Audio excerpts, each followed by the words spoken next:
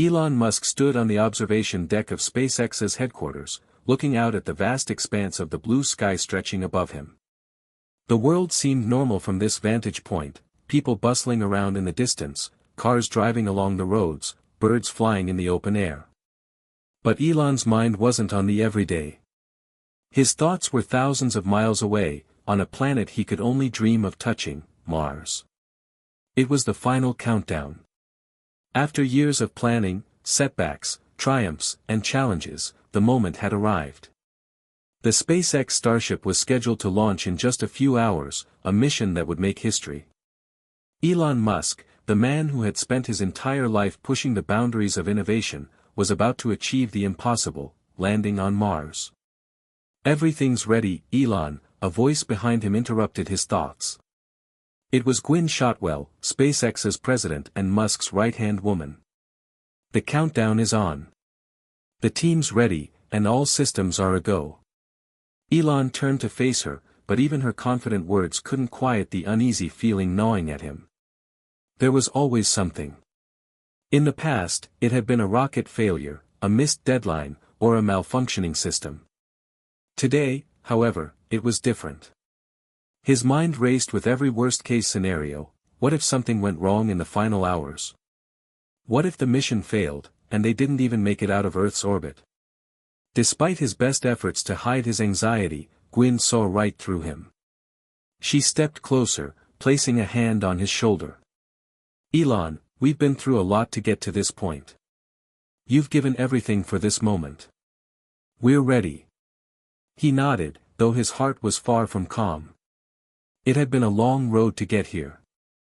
From the early days of SpaceX, when the company's future was uncertain and the odds were stacked against them, to the years of technical hurdles, financial struggles, and public scrutiny, Elon had weathered it all. Yet, none of that seemed to matter in this crucial moment. The enormity of the task ahead felt almost suffocating. "What if it's not enough?" he muttered, more to himself than to Gwynne. Gwynne smiled, a steady and reassuring grin.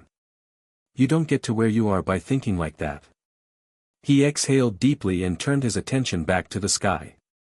It was as if everything around him had faded away, leaving only the weight of his dream, to land on Mars, to make humanity a multiplanetary species, and to forever change the course of history.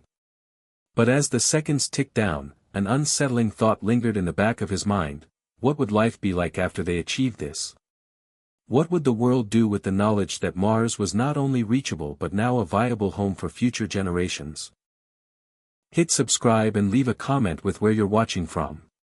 Elon thought to himself. He'd always been good at keeping the world intrigued. This story might just spark a new beginning. What's one thing that always pushes you forward, even when things get tough? But for now, it was time to focus. The world would be watching, but they didn't know the full story, the full cost of the journey. The sacrifices made, the failures endured. And the risks that even Elon Musk wasn't sure he was ready to face. Elon Musk wasn't always the man who would one day revolutionize the space industry. In fact, his journey to this moment had been full of uncertainty, struggle, and a fair share of failures. Born in South Africa, he had always been driven by an insatiable curiosity and an unyielding desire to improve the world. His interests as a child had ranged from computers and technology to reading about space exploration. It was this combination of scientific fascination and relentless ambition that would eventually fuel his vision for SpaceX, Tesla, and beyond. But like many great innovators, Elon faced his own share of obstacles growing up.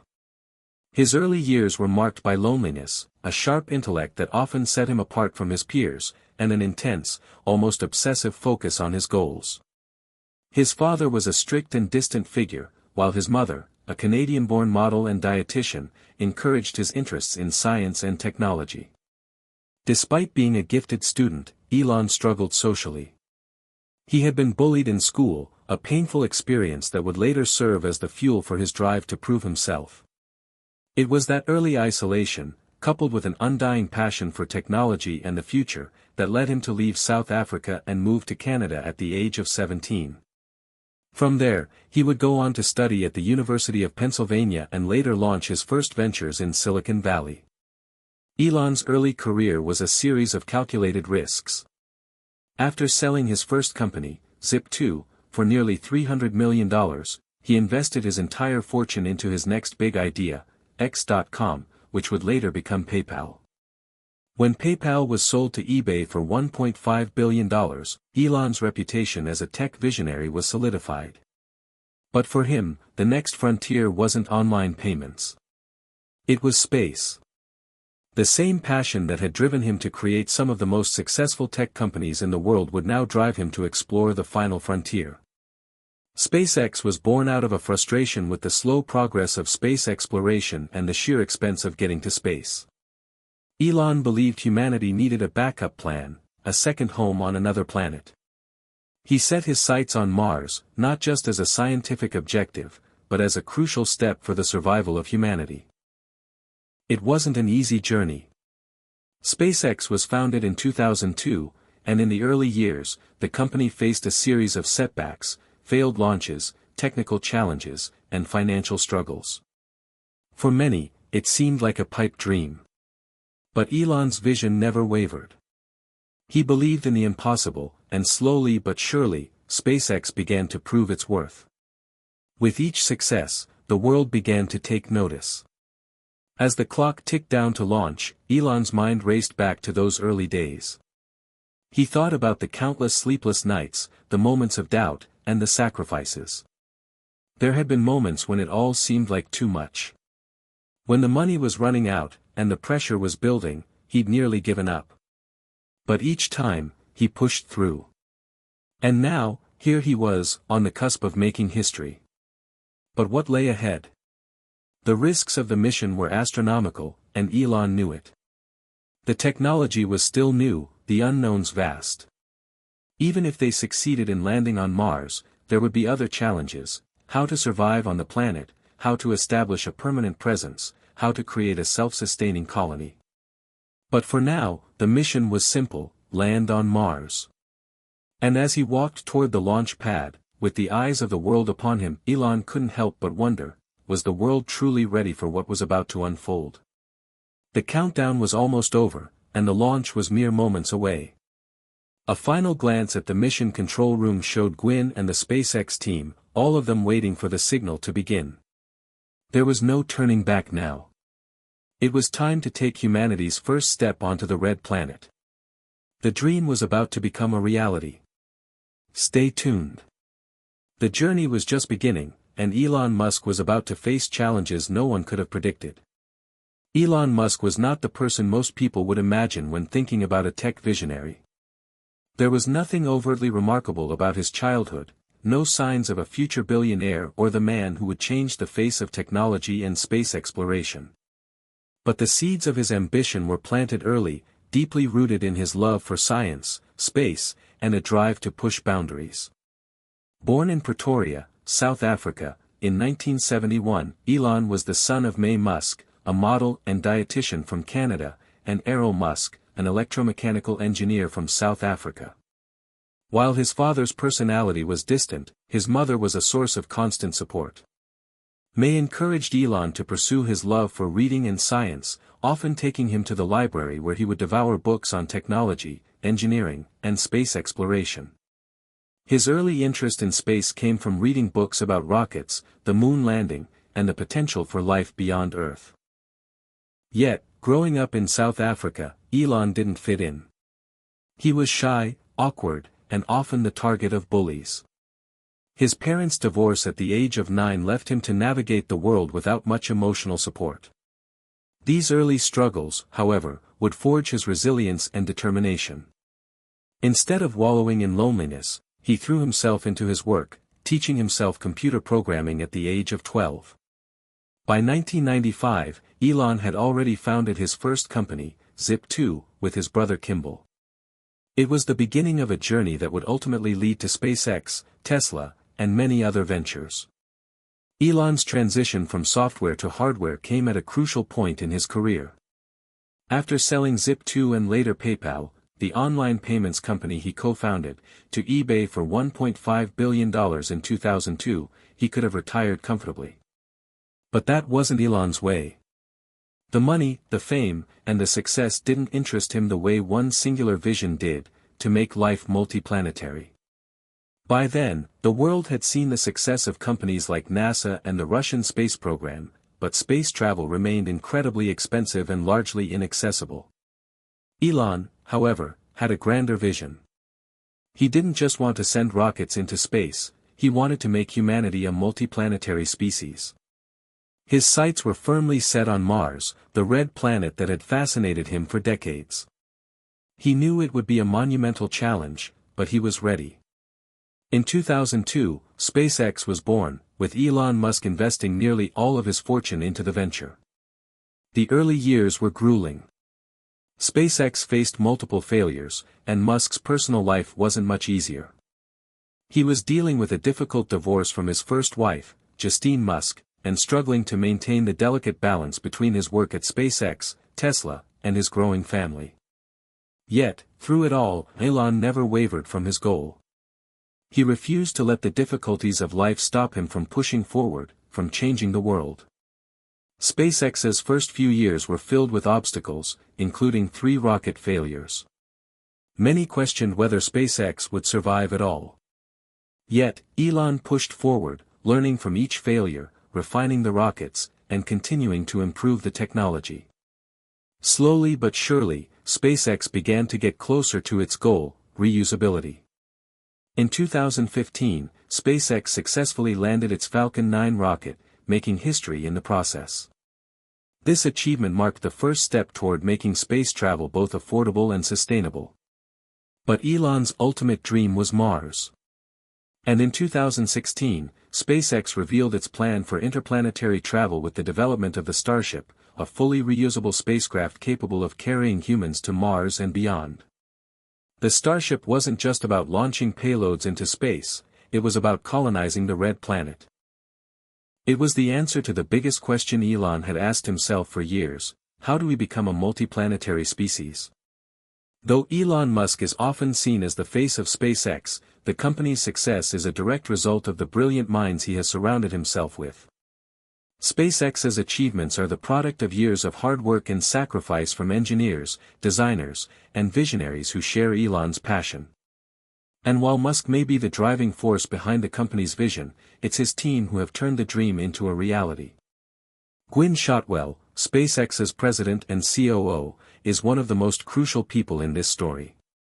Shotwell joined SpaceX in 2002, just after it was founded, and has been integral in transforming the company from a startup into one of the most successful private aerospace companies in the world. Shotwell's business acumen and leadership have helped SpaceX navigate the competitive and regulatory minefield of the aerospace industry.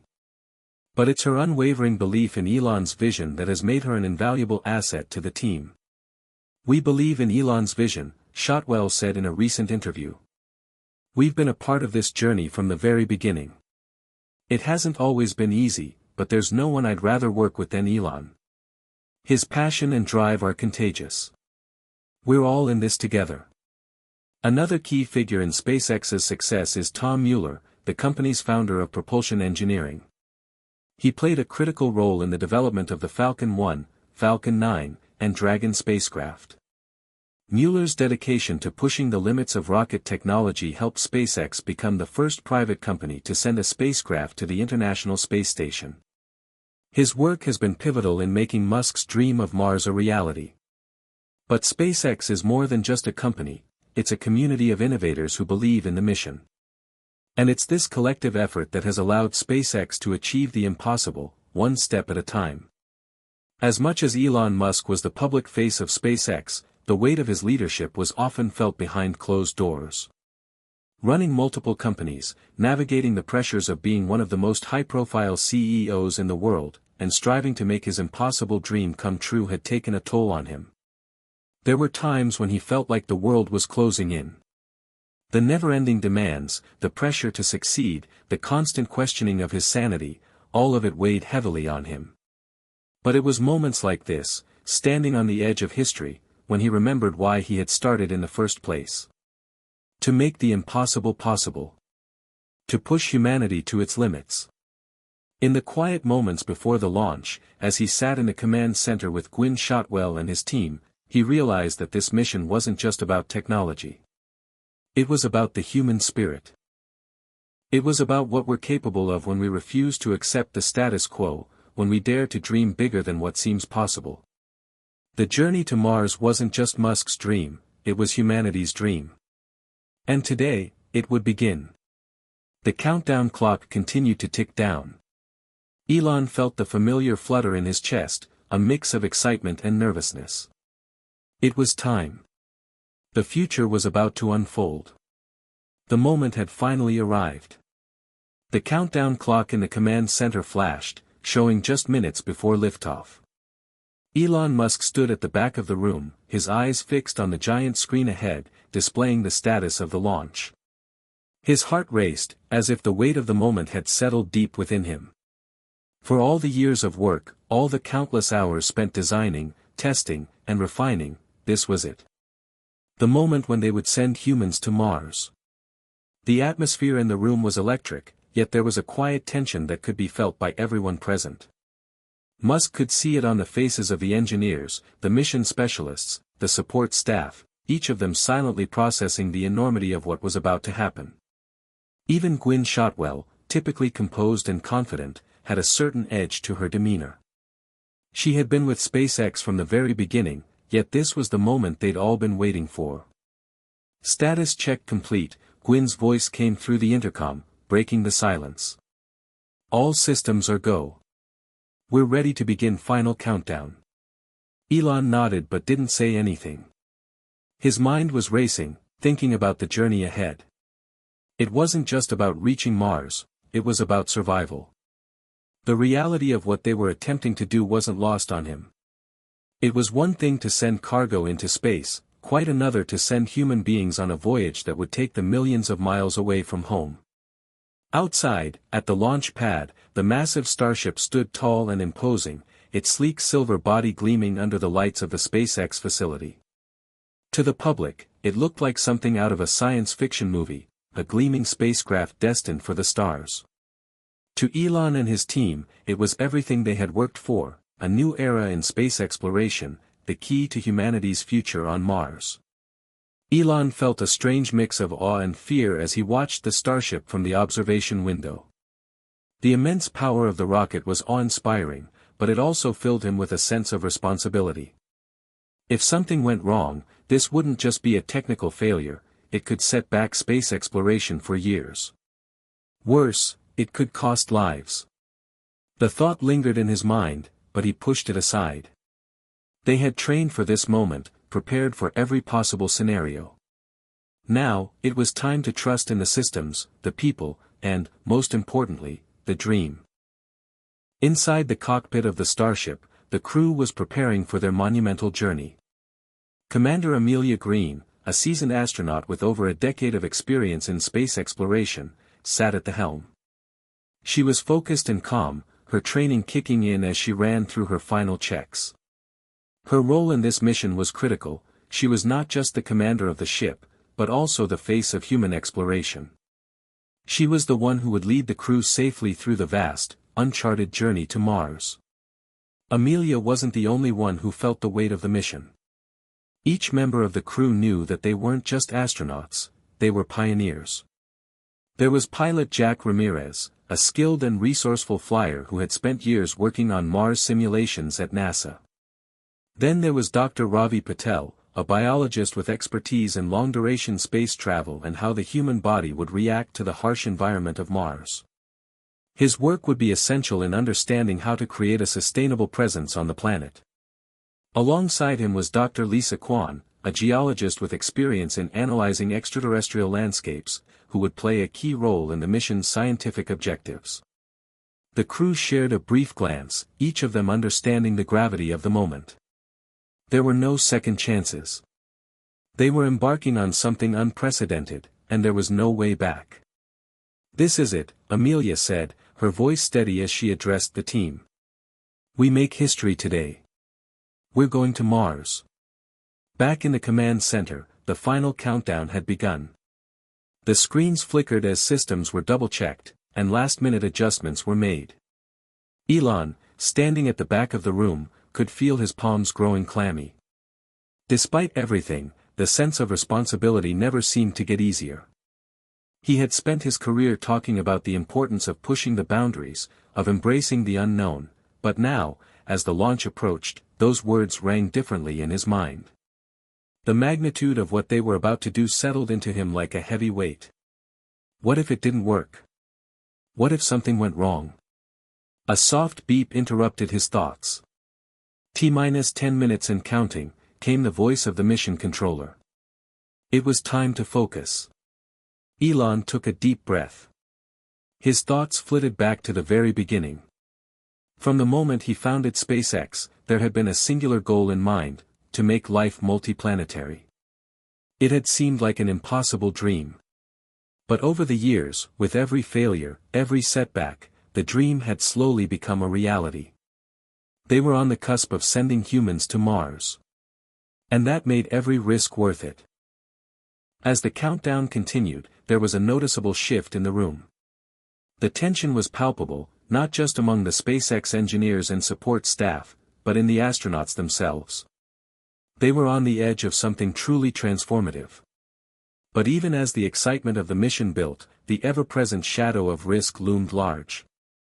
"Everything's holding steady," said Jack Ramirez, his fingers flying over the controls. "All systems green." "Copy that," replied Amelia Green. "Let's make history, people." The crew shared a final moment of silent understanding, each of them knowing that what they were about to do would leave a lasting mark on history. There were no guarantees. The voyage to Mars was dangerous, uncertain, and could take months or even years to complete. It was a test of both human endurance and ingenuity. Would they succeed in creating a permanent presence on Mars? Only time would tell. Outside, the rockets on the Starship began to ignite, their massive engines roaring to life. The ground beneath them rumbled as the spacecraft began to rise, slowly at first, then with increasing speed, cutting through the sky and into the unknown. The moment the Starship left the ground, Elon felt a mix of exhilaration and relief. For years, he had dreamed of this moment, the first humans lifting off for Mars. And now, it was happening. The spacecraft ascended steadily, pushing into the atmosphere as a trail of fire and smoke lit up the sky. In the control room, the team cheered. Gwynne Shotwell, standing beside Elon, gave him a quick, meaningful look. "We did it," she whispered. Elon watched the monitor, his eyes fixed on the spacecraft as it climbed higher and higher, soon disappearing into the clouds. But his thoughts never left Mars. This was only the beginning. As the spacecraft accelerated, Elon allowed himself a moment to smile. The journey to Mars wasn't just about getting there, it was about everything that would come after. The future of humanity depended on what happened next. "Welcome to the future," he whispered to himself. The first few days after launch were a blur. For the crew aboard the Starship, the mission had become their new reality. They were now astronauts, traveling further than any human being had ever gone, leaving Earth and the familiar behind as they sailed into the unknown. But the trip to Mars, while extraordinary, would not be without its challenges. It was a journey unlike any other, one that would test both their bodies and minds. Inside the Starship, the crew had established a rhythm. The spaceship was an intricate piece of engineering, designed to sustain human life in the harsh environment of space. The crew quarters were cramped, and the constant hum of machinery served as a reminder of just how far from home they truly were. For Commander Amelia Green, every day was filled with routine, checking the spacecraft's systems, maintaining the course, and keeping morale high. Despite the long stretches of isolation, she made it a point to ensure that the team remained focused and united. There would be no room for weakness on this mission. She often reminded them of their purpose. What they were doing was not just about exploring Mars, it was about preparing for the future of humanity. The days in space seemed to blur into one another. The stars outside, vast and endless, were beautiful, but the reality of being in a confined space for such an extended period took its toll.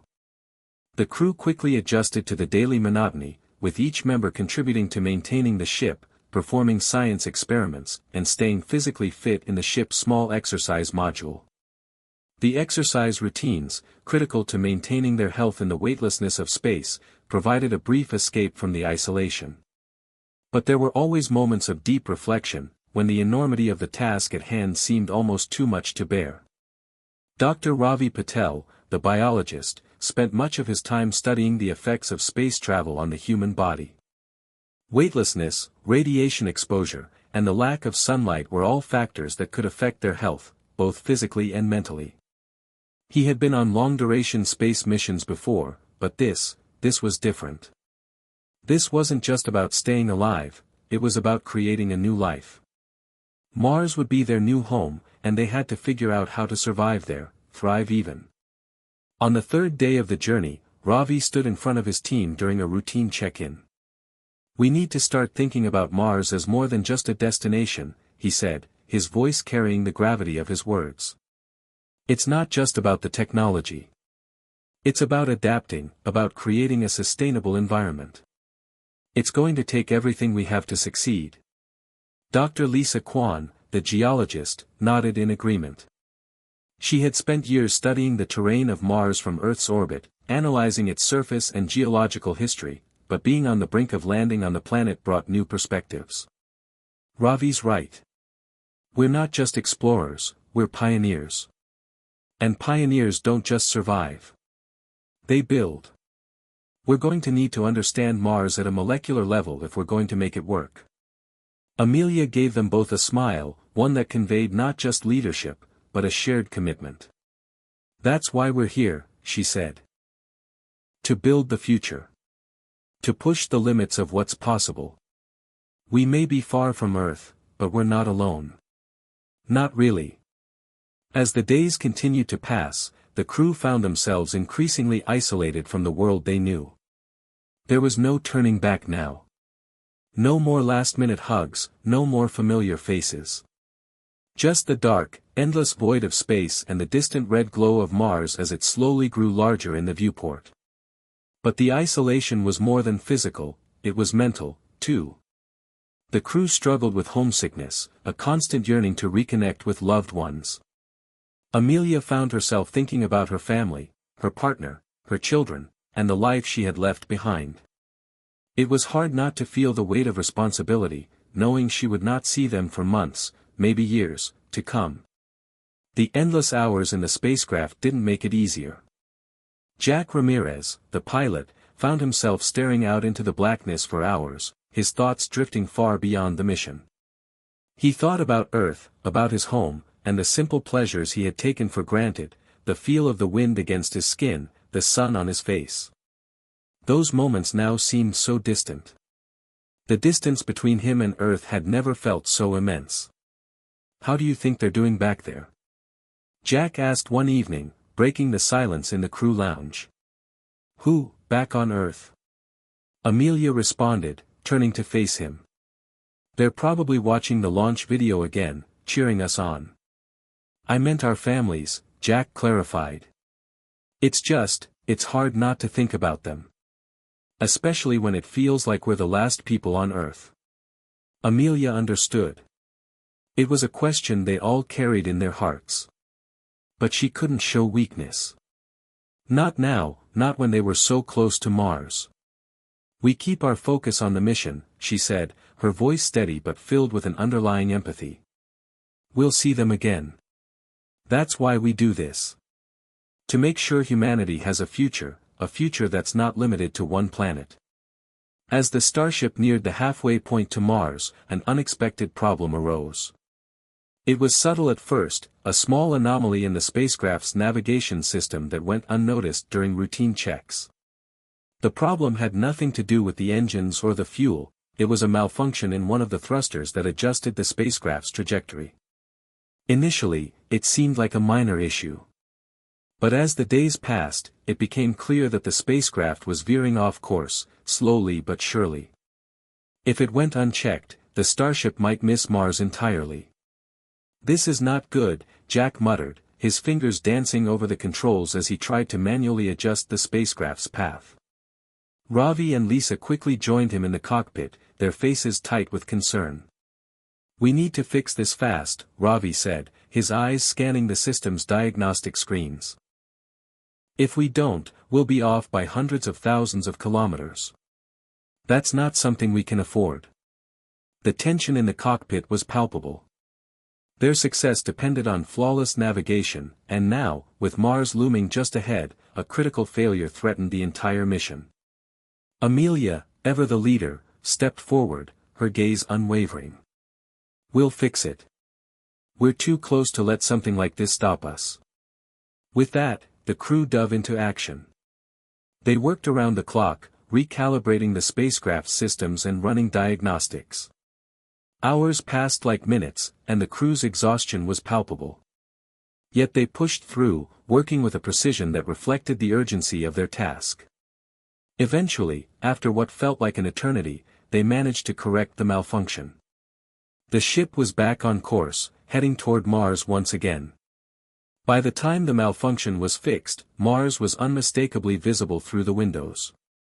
The red planet loomed ahead, growing larger with each passing hour. It was a surreal sight, the culmination of decades of work, failures, and triumphs. Mars was no longer just a distant dream. It was real. Amelia stood at the helm, staring out at the glowing red orb. She knew that what came next would be the hardest part of all. But she was ready. They all were. As the starship drew closer to Mars, the crew found themselves caught between awe and anxiety. The image of the planet, so distant and mythical until now, was now growing larger and larger with each passing moment. Mars was no longer just a dream, they were about to land on its surface. The weight of that reality settled heavily on the crew's shoulders. The silence in the cockpit was profound. The hum of the ship's engines was a constant reminder that they were far from Earth, from everything familiar. Yet, the thrill of their accomplishment was palpable. This was the moment they had all worked for. This was history in the making. "Look at that," Jack Ramirez said softly, his eyes glued to the viewfinder as Mars appeared, bright and unmistakable, in the distance. "It's beautiful." Ravi, who had spent much of his time analyzing data on the ship's systems, now took a moment to look outside, his mouth slightly agape.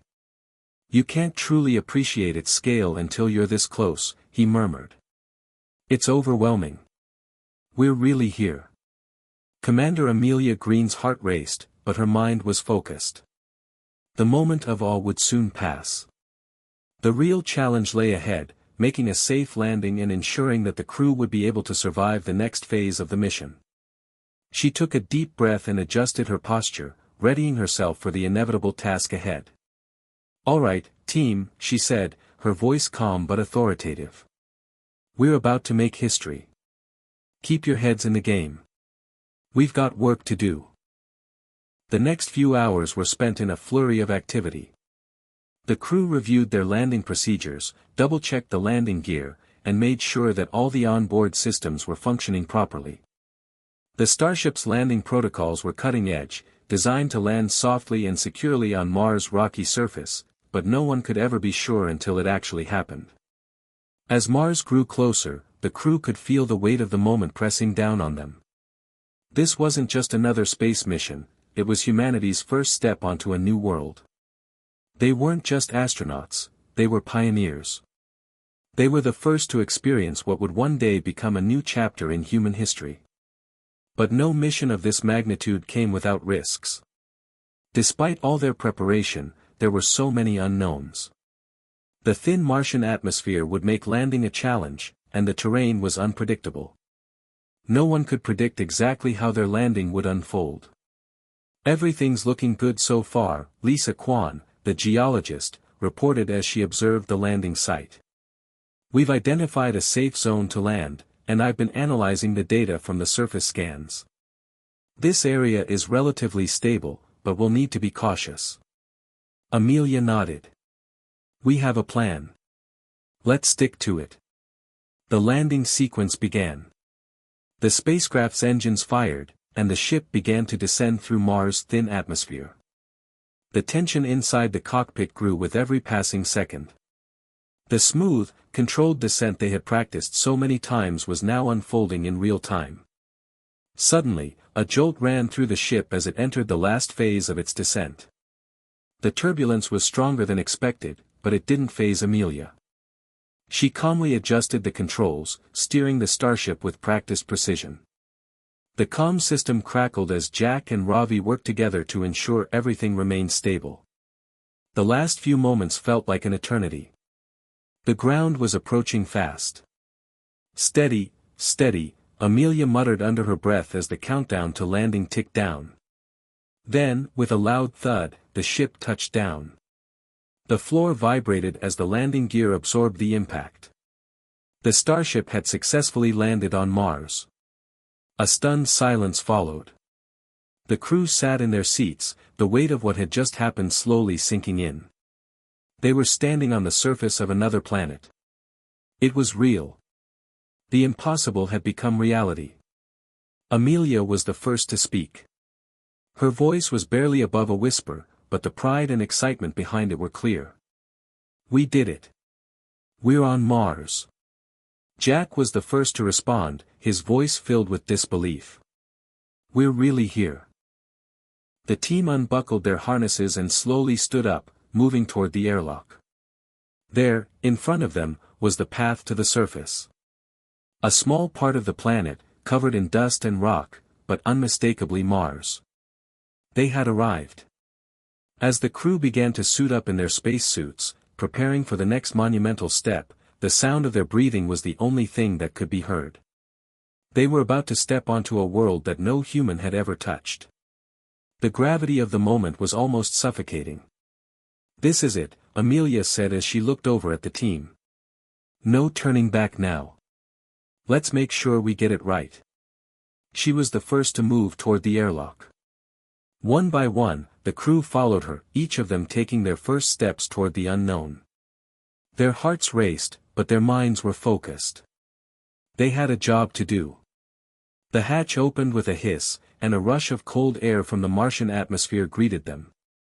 The world outside was barren, empty, and desolate, yet, in its stark beauty, it was the beginning of something incredible.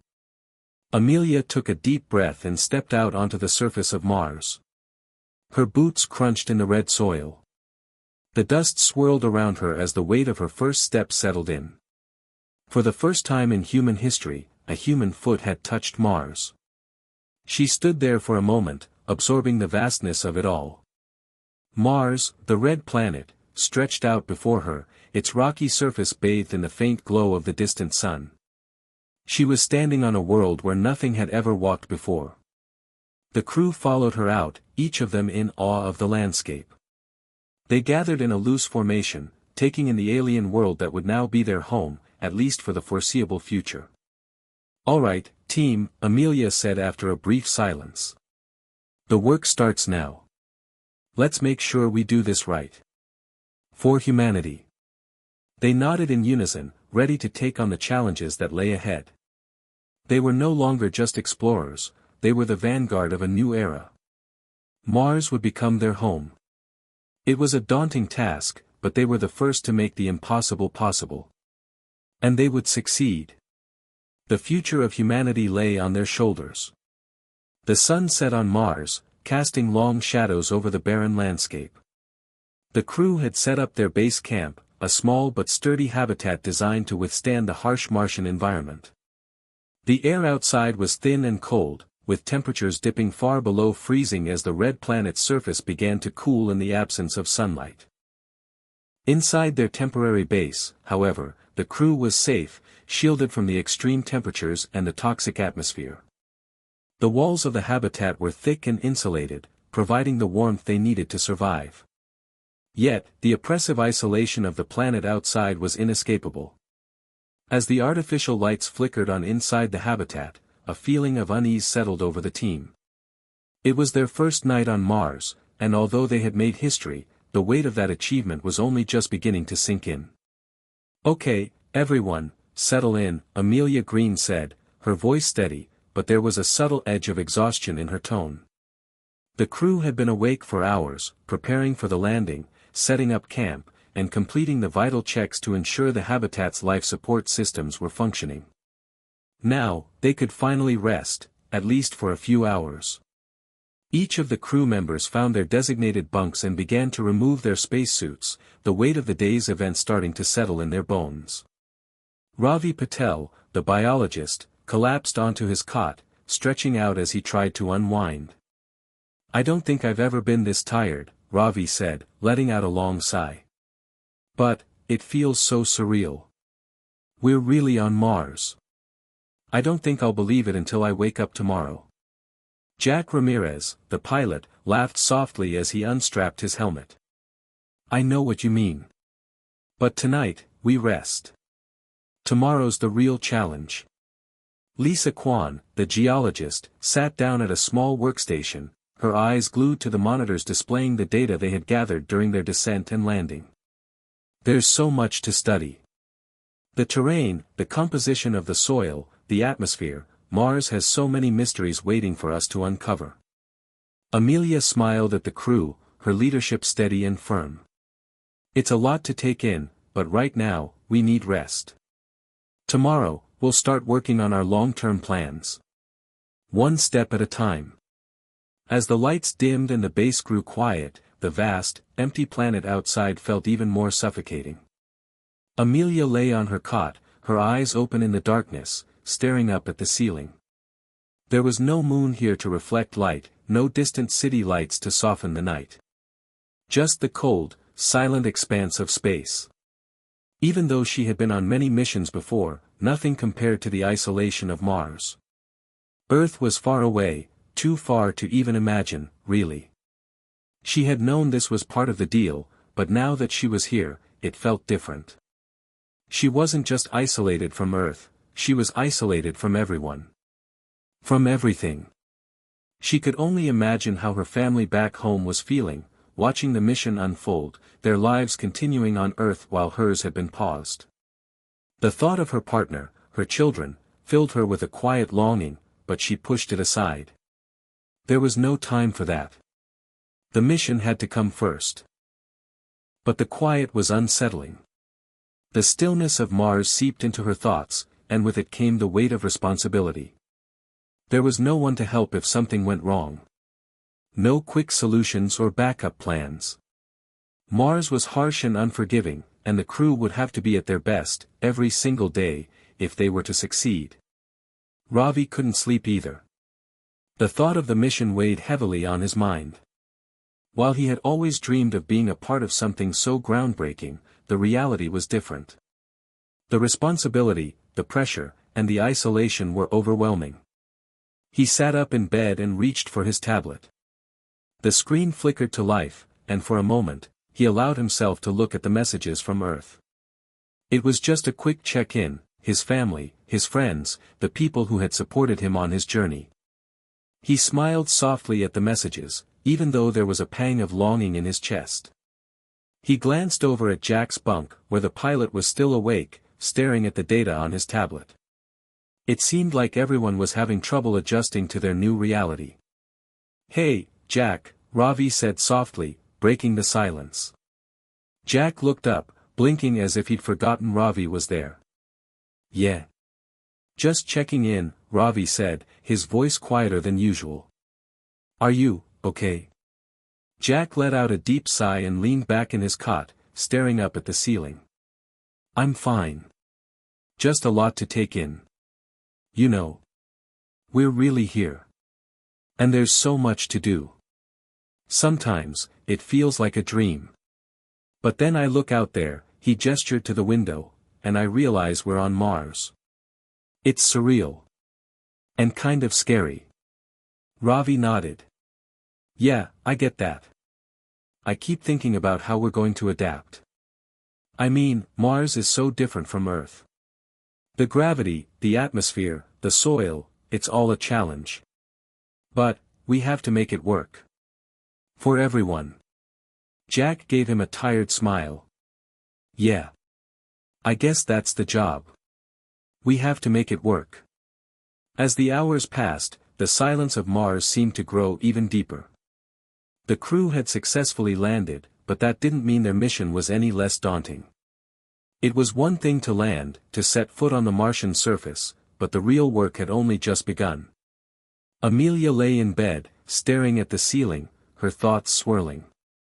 She wasn't one to give in to doubt, but even she couldn't help but wonder about the unknowns that lay ahead.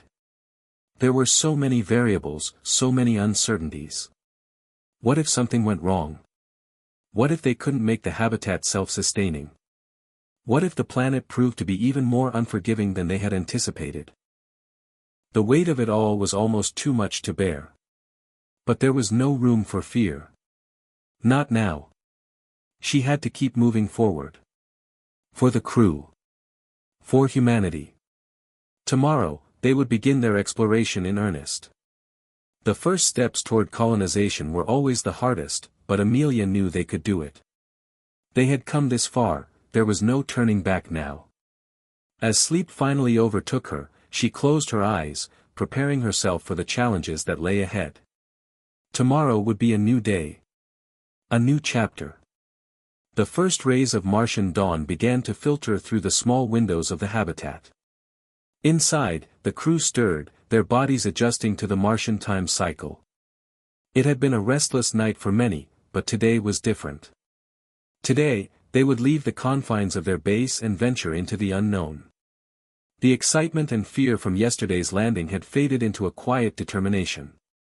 "Rise and shine, everyone," Commander Amelia Green called out, her voice steady as she moved through the base, checking equipment and ensuring the team was ready. The mission had only just begun, and the first official expedition was crucial. It would set the tone for everything that came after.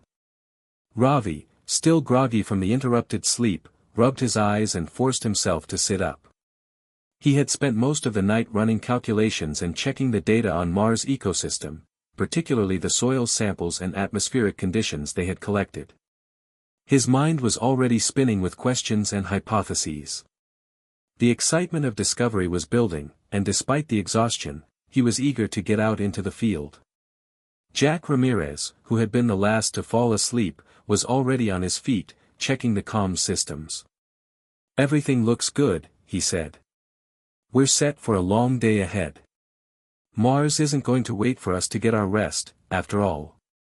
Lisa Kwan, the geologist, was equally eager. She had always dreamed of studying the surface of Mars, and now that she was standing on it, she was practically vibrating with anticipation. She had been analyzing the terrain from the safety of the habitat, but now it was time to see it up close. To touch it. To dig into it. "I've got the drill ready," Lisa said as she slipped on her suit. "I'm going to make sure we collect the best samples possible. We're going to learn so much today." Amelia gave a firm nod. "All right. Team, today is our first full day on Mars. Let's make it count. The goal is simple: gather as much data as possible, and assess the immediate conditions of our surroundings. We need to learn what's here, what's going to help us, and what might hurt us." After a quick briefing and another round of equipment checks, the team filed out of the habitat. The stark red landscape stretched out before them, the wind carrying the faint scent of Martian dust. The surface was rugged, with sharp rocks and craters dotting the terrain. The Martian sky was a dusty orange hue, tinged with the faintest light from the distant sun. The first steps were cautious. No one wanted to make any mistakes, especially on a planet so far from Earth. The crew had spent months training for this moment, and they had rehearsed every possible scenario. But no amount of training could prepare them for the reality of Mars.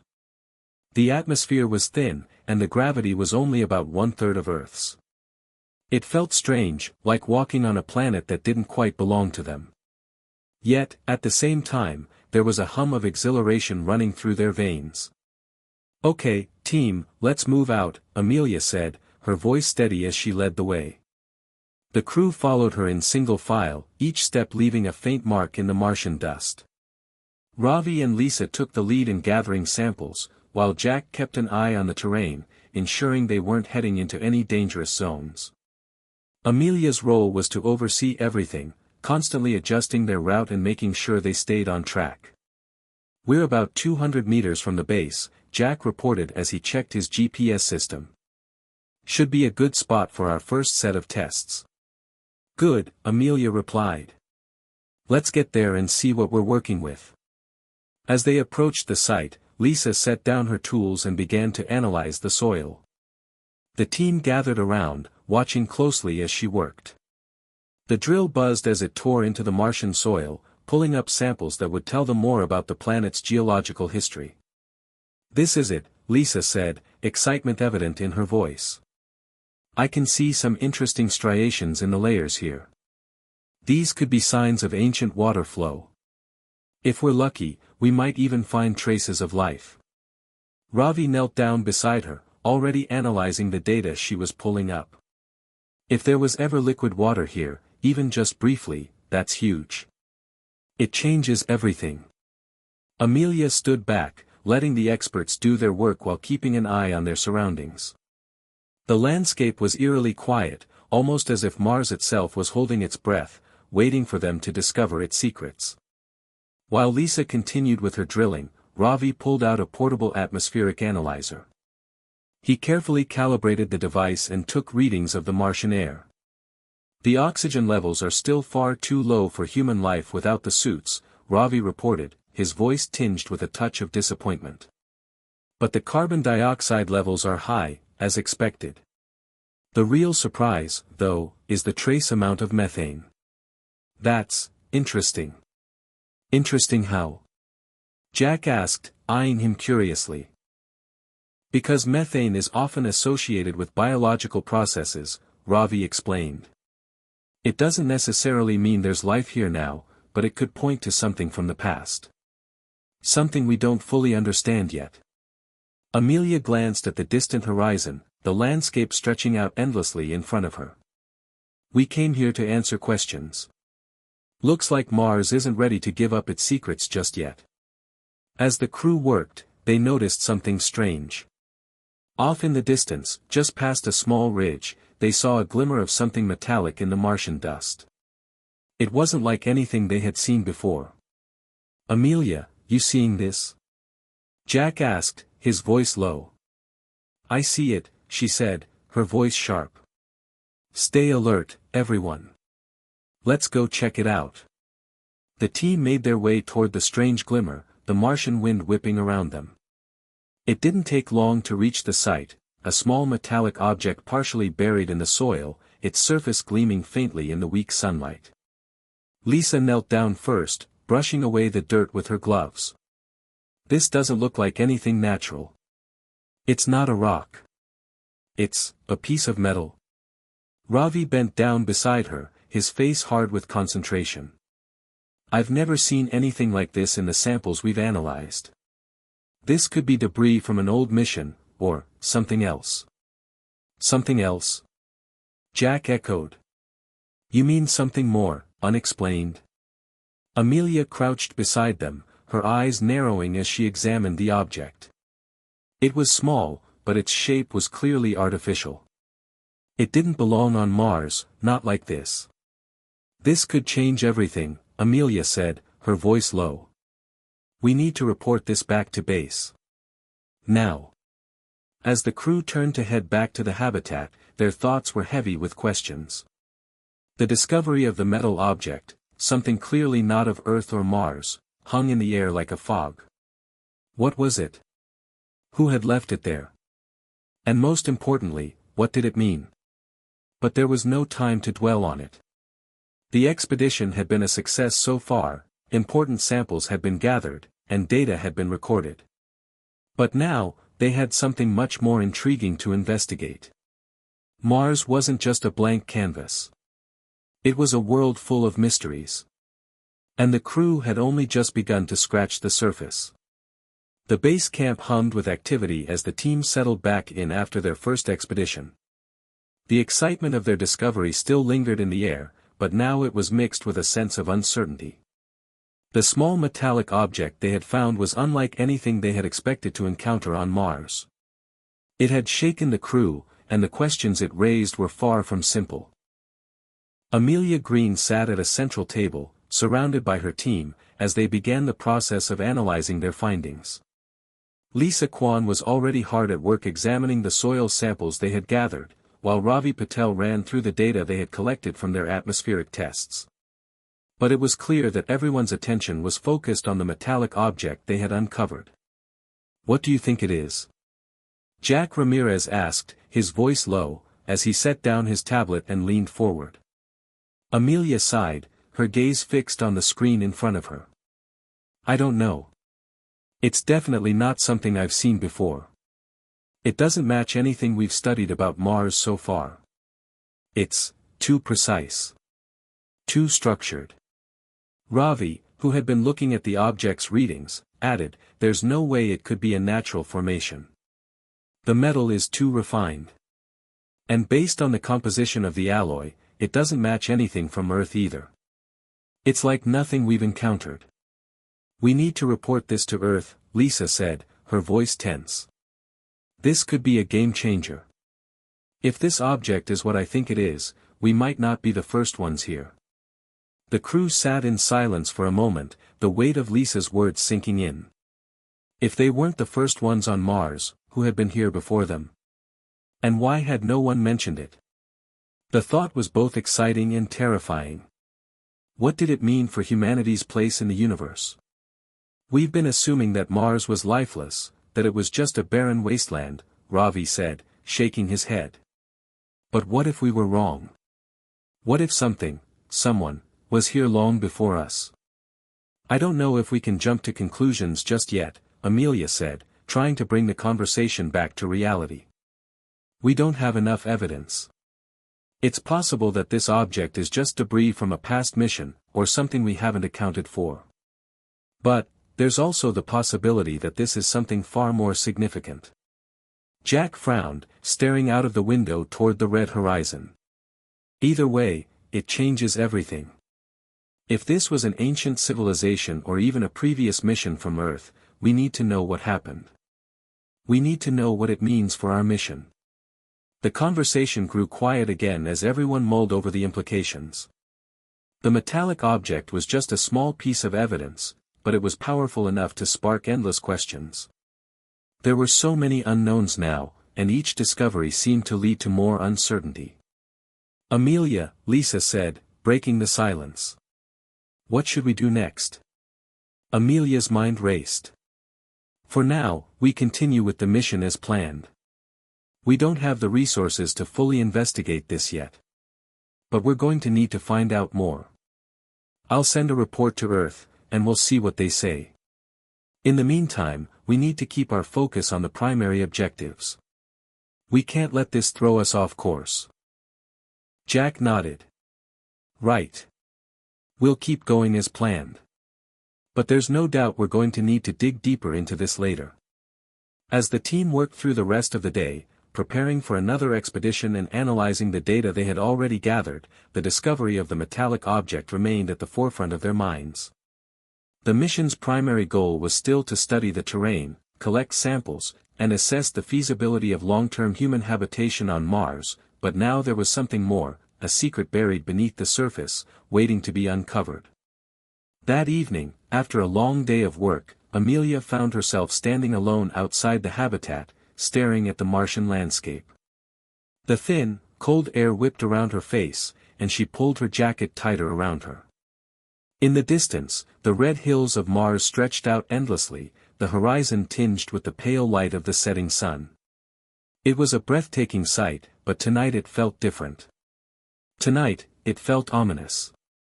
Her thoughts were interrupted when Ravi approached, his face drawn with exhaustion. "Commander," he said softly. "I've been thinking about what we found today. That object, it could be a breakthrough. But it could also be a risk." Amelia nodded, her gaze fixed on the horizon. "I know. But right now, we have no choice but to move forward. We're the first humans to set foot on Mars. We can't afford to let anything derail us. We have to keep going. For humanity." Ravi didn't respond immediately, but he stood beside her, both of them watching the landscape together in silence.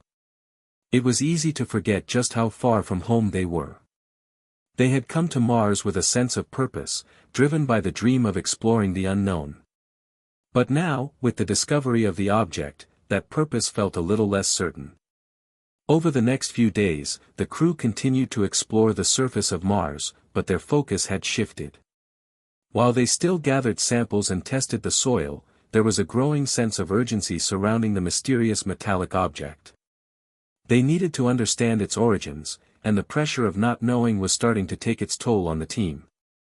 Lisa had spent hours on the object's composition, comparing it to known alloys and materials used in space travel, but so far, nothing seemed to match. The more she studied it, the more questions arose. Who had created it? Was it something left behind by a previous mission, or was it something far older? Meanwhile, Ravi and Jack had been working on trying to extend their range for the next expedition, but the cold Martian nights were starting to take a toll on their equipment. The habitat's energy supplies were holding steady for now, but they knew they couldn't afford any failures. As the days wore on, the mystery of the object seemed to deepen. But it wasn't just the object that weighed heavily on the crew. It was the unknowns that came with it. What else could be hidden beneath the Martian surface? And what else was waiting to be discovered? Amelia couldn't shake the feeling that they were on the verge of something monumental. But what it was, what it all meant, remained a mystery. The days on Mars felt like a blur. The monotonous rhythm of daily life, data collection, sample analysis, brief excursions into the Martian terrain, had become routine for the crew. But the discovery of the metallic object was never far from their minds. Every waking moment, someone was pondering what it could mean. Was it just an artifact from a past Earth mission? Or something far older, perhaps a relic of an ancient civilization, long lost to time? Amelia stood at the work table, reviewing the latest reports sent from Earth. Their communication with NASA was patchy at best, but she had just received a message that was different from all the others. It was brief, cryptic, and sent through a secure channel. She opened the message, her fingers trembling slightly as she read the contents. "We've been reviewing your data. The object you found is highly unusual. We believe it may be of extraterrestrial origin. Proceed with caution." Amelia's heart skipped a beat. She had expected this discovery to prompt a scientific debate, but nothing had prepared her for this. Extraterrestrial origin. The words echoed in her mind. She felt a chill run down her spine. Was she reading too much into this? Had she let the excitement cloud her judgment? "Amelia," Ravi's voice cut through her thoughts. He was standing at the door, a slight frown on his face. "We've made some progress. I think we found something important." Amelia looked up, a sense of urgency creeping into her chest. "What is it?" Ravi stepped inside, holding a small tablet. "I've been analyzing the object further. It's not just the alloy composition that's strange. There's something inside the metal, something we didn't notice at first. A pattern. A code, maybe. I don't know yet." The team gathered around as Ravi displayed the images on the tablet. At first glance, it appeared to be a simple piece of metal, its surface pitted and scarred by the passage of time. But as Ravi zoomed in, the pattern became clear. Engraved into the metal was a series of symbols, complex, geometric shapes that looked nothing like anything human-made. "This is impossible," Lisa murmured, staring at the screen. "This isn't just a scrap of metal. These symbols, they're too deliberate. Too purposeful." Jack leaned in, squinting. "Could this be a form of writing?" "That's what I think," Ravi said, his voice tense. "But it's not any writing we recognize. These symbols, they don't match any known language, human or otherwise." Amelia's mind raced. Could this be it? The breakthrough they had all been waiting for. If this was truly some form of communication, it could change everything they knew about Mars, and the universe. But there was also the possibility that it was a wild goose chase. A series of coincidences that led them to a dead end. "I'll need to dig deeper," Ravi continued. We've been looking at the surface. I'm going to use some of the high-resolution equipment to see if we can find any more details underneath. Maybe there's something hidden. Keep me posted, Amelia said. She turned to the rest of the team. The rest of us will continue with the mission. We can't afford to put everything on hold just yet. But this changes things. Keep your eyes open. The crew went back to work, but the atmosphere at the base had shifted. There was a sense of unease, a feeling that they were on the edge of something monumental, but no one knew exactly what. The Martian winds howled outside, a constant reminder of the vast emptiness that surrounded them. Inside the base, however, the walls felt a little closer, the air a little thinner, as if Mars itself was watching them. Hours passed, and Ravi worked tirelessly in the lab, scanning and rescanning the metallic object for any clues. He ran simulations and compared the symbols to everything in his extensive database. But the result was always the same, the code didn't fit. It wasn't anything they had seen before. At one point, Ravi leaned back in his chair, rubbing his eyes. His mind was fogged from hours of staring at the screen, but he knew he couldn't stop. He couldn't let the team down. He couldn't let the mystery slip through their fingers. That's when he noticed something. The symbols weren't just random. They were arranged in a sequence, almost like a map. He zoomed in, his heart beginning to race as he traced the lines with his finger. It was a pattern, but it wasn't just geometric. Some of the shapes seemed to correspond to locations, and others, well, they resembled celestial bodies. A chill ran through Ravi. This wasn't just a message. It was a map. A guide. And it pointed somewhere. Ravi rushed to the communications room, his mind spinning with excitement. He found Amelia, Jack, and Lisa gathered around a table, going over the latest data. When he entered, their eyes locked onto him, and the weight of his expression told them everything they needed to know. "I think I've found something," Ravi said, his voice tight with urgency. "The symbols aren't just random. They're a map. A map that leads to something. Something on Mars?" Jack asked, his voice tinged with disbelief. "Not just something," Ravi replied. "I think it's a location. And if I'm right, it could lead us to whatever left this object behind." Amelia stood up, her expression serious. "Where does it point to?" Ravi tapped on the tablet. "It's hard to say for sure. But based on the coordinates, it seems to be pointing to a region of Mars we haven't explored yet. It's in the northern hemisphere, near a large impact crater. The terrain there is rough, but, if we're lucky, there might be something buried beneath it." Lisa leaned forward, her eyes wide. "Are you suggesting that there's something buried on Mars?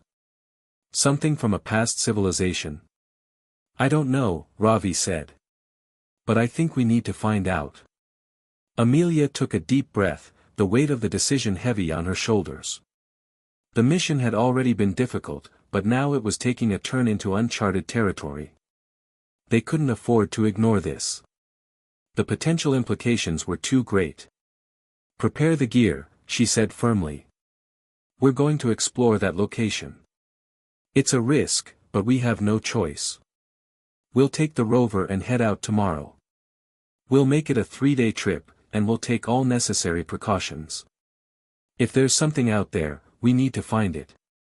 The crew nodded, a sense of determination settling over them. This wasn't just an exploration anymore. It was a quest to uncover the secrets of Mars, and possibly, the secrets of the universe itself. As the team made preparations, the thought of what they might find out there gnawed at Amelia's mind. What was hidden beneath Mars' surface? And who had left it there? There was only one way to find out. The next day, the team set out on their expedition toward the northern hemisphere of Mars, to the location marked by the strange symbols on the metallic object. The plan was simple: travel by rover, scout the area, and explore the impact crater and the terrain surrounding it.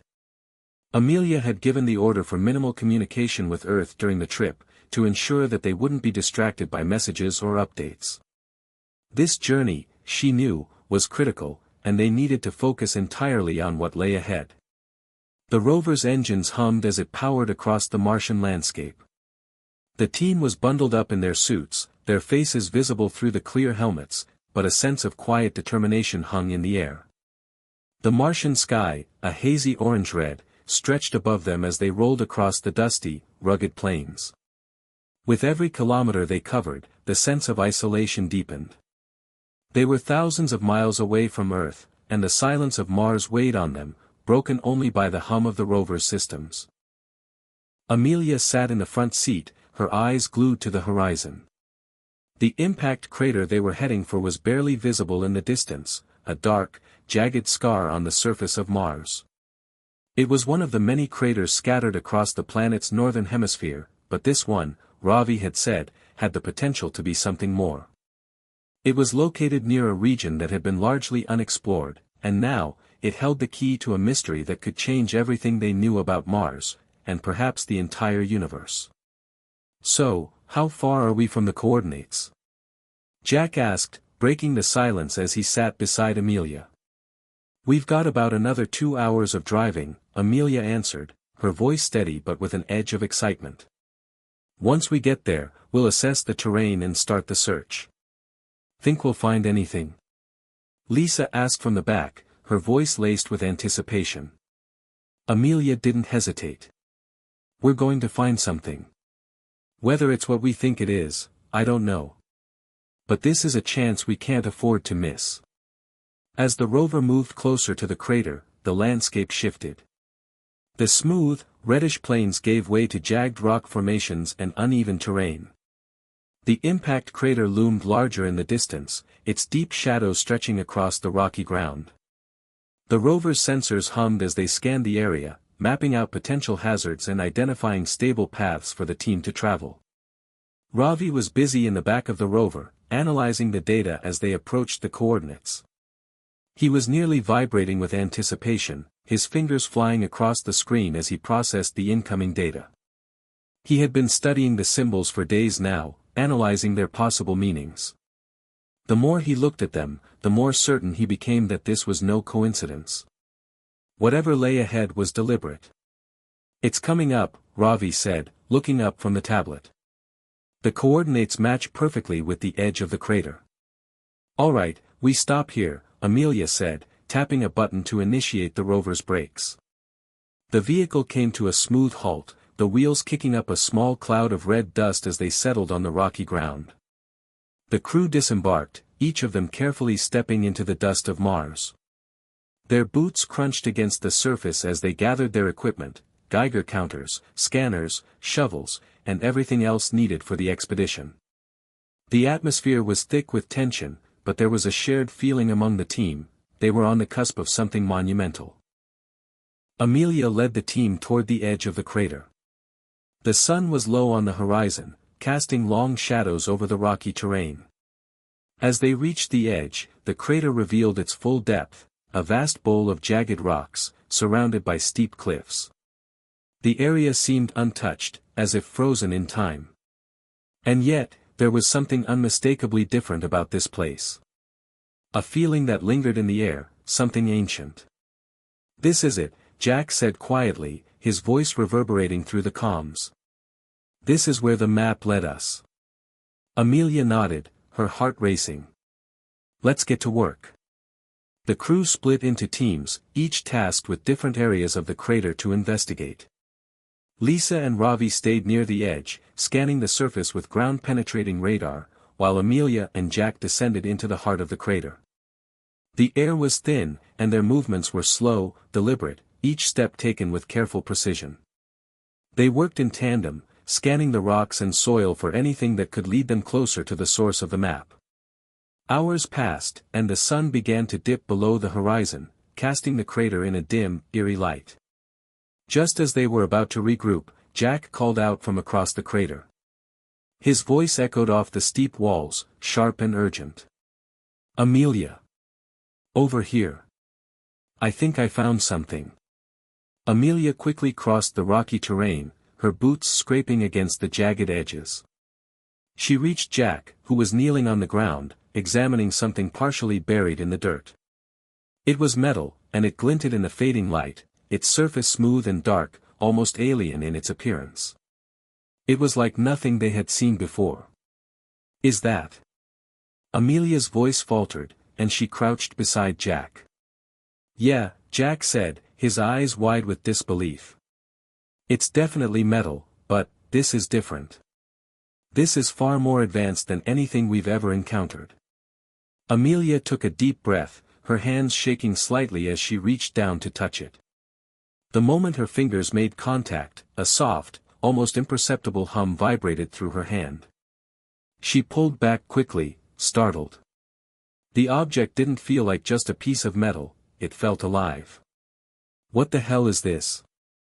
Jack muttered, his eyes darting from the object to Amelia. This isn't just a tool. This could be a piece of something bigger." Amelia's mind raced. The map had led them here, but was this what they had been looking for? And if it was, what did it mean? "We need to get this back to the rover," she said, her voice low and tense. "Now." The crew worked quickly to secure the object and get it back to the rover. As they made their way back toward the vehicle, the faint hum from the object seemed to grow stronger, vibrating in the air around them. It was a sensation that none of them could shake, a feeling that something was shifting, something had awakened. Just as they were about to reach the rover, the ground beneath their feet began to tremble. At first, it was a faint vibration, like an earthquake. But then it grew stronger. The rocks around them shifted, and the crater walls seemed to shake. A distant, low rumble filled the air. "What the hell is happening?" Ravi's voice crackled through the comms. Amelia didn't hesitate. "Get to the rover. Now." As they sprinted toward the rover, the tremors intensified. The Martian surface was beginning to shift, and it was clear that whatever had caused the vibrations, it was coming from deep within the crater. But they didn't have time to find out what it was. The hum from the object reached a crescendo, and for a split second, everything stopped, the vibrations, the tremors, the world around them. Then, as suddenly as it had started, it all went silent. But they knew, deep in their bones, that this was only the beginning. Hit subscribe and leave a comment with where you're watching from. This story might just spark a new beginning.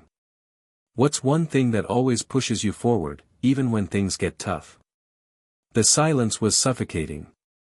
The tremors had stopped, the vibrations that had reverberated through the Martian ground now nothing more than an unsettling memory.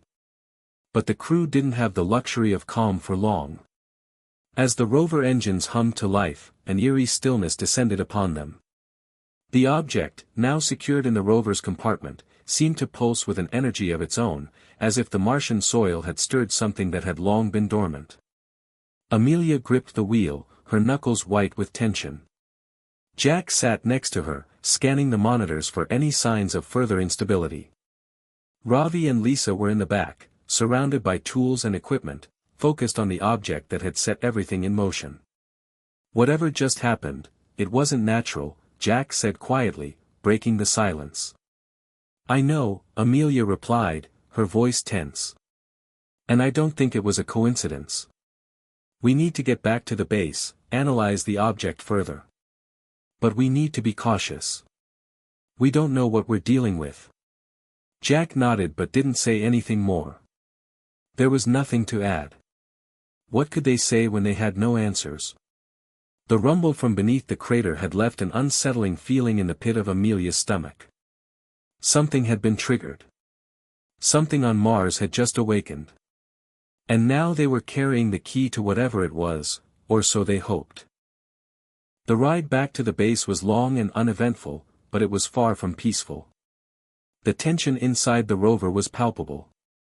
No one spoke much, each of them lost in their thoughts, processing what had just happened. The Martian landscape outside, once unfamiliar and thrilling, now felt oppressive, as if the planet itself was watching them, waiting for something. It took several hours to reach the base, and as they finally pulled into the landing bay, Amelia couldn't shake the feeling that they were being followed, that Mars was still very much alive with secrets that it wasn't ready to reveal. The crew filed out of the rover and into the base, where they were greeted by the stark hum of the life support systems and the quiet beep of the data consoles. It was strange how the base, which had once felt like a home, now seemed to be closing in on them. The walls seemed to breathe, and the air felt thicker than it had before. It was as if the place itself was reacting to the object they'd brought back. "Let's get this thing under the microscope," Ravi said, his voice shaking slightly as he clutched the small object in his hands. "We need to figure out what the hell we're dealing with." Amelia nodded and led the way to the lab. The room was sterile and quiet, the only sound the soft hum of the base's systems. Ravi immediately set to work, hooking the object up to a variety of scanners and sensors. Lisa joined him, her focus intense. They needed data, and they needed it fast. But no matter what they tried, the object resisted all their attempts to understand it. The scans came back with fragmented, incomprehensible results. The metal was unlike anything they had seen, it was almost as if it was non-reactive. Nothing about it made sense. "This doesn't make sense," Ravi muttered, his face illuminated by the flashing screens in front of him. "The material, it's like it doesn't even belong here. It's not from Earth, and it's not something we've ever created." Amelia stepped forward, her gaze fixed on the object. "Are you saying this is alien?" Ravi didn't look up. "I don't know, but whatever this is, it's not human-made. It's too advanced." Jack, who had been standing quietly by the door, finally spoke. "So, what now? We just sit here and keep staring at it until we have a breakthrough?" "No," Amelia replied, her voice sharp. "We keep digging. We figure out what this is, and then we figure out why it was hidden on Mars. And why it just activated." The next few days were a blur of activity. The crew worked tirelessly, running test after test, trying to unlock the mystery of the object. Ravi seemed obsessed, poring over the data late into the night, while Lisa examined every possible angle of the strange symbols. It was clear that they were close to something, but they just couldn't pinpoint what it was. Then, on the fourth day after their return, something changed. The object, which had been resting in its containment case, began to hum again. This time, the sound was louder, more pronounced. A low vibration ran through the entire lab, and the air seemed to thrum with an energy that none of them could explain. Ravi was the first to react. "It's happening again," he said, his voice laced with disbelief. It's like it's responding to us." Amelia's heart began to race. "What do you mean?" Ravi's fingers flew across the tablet in front of him. "The object, it's giving off a signal. It's weak, but it's definitely there. It's like a message. A transmission." "A transmission?" Jack's voice was skeptical. "From where?" "I don't know," Ravi replied, his eyes wide. "But the signal's coming from the object itself. And it's not just static. There's something there. A pattern." Amelia stepped forward. "What do we do?" "We decode it," Ravi said. "We try to understand it. I think whatever is inside that signal, it's trying to communicate." Lisa stood next to him, her face pale. "This is like first contact. This could be the moment we've all been waiting for." Amelia nodded, her thoughts racing. The implications were staggering. If this object was trying to communicate with them, it could change everything. The discovery of extraterrestrial life, the possibility of alien intelligence, it was all within their grasp. But there were risks, too. They didn't know what the message was or what it could mean. They had no idea who or what was on the other side. But there was no turning back now. "Let's begin," Amelia said. "We have to decode this. Whatever it takes." The hours turned into days as Ravi worked relentlessly, trying to decipher the signal. The rest of the crew was on standby, their nerves stretched taut with anticipation. Every time the signal hummed to life, their hearts would skip a beat, waiting for the next breakthrough. But it wasn't until the sixth day that they finally got something. Ravi's voice broke the silence. I think I've got it. The team rushed over to his workstation, where he was staring at the screen, wide-eyed. The symbols that had once appeared so foreign were now forming into a coherent sequence. The pattern was recognizable, a form of language, yes, but not one that any of them could have anticipated.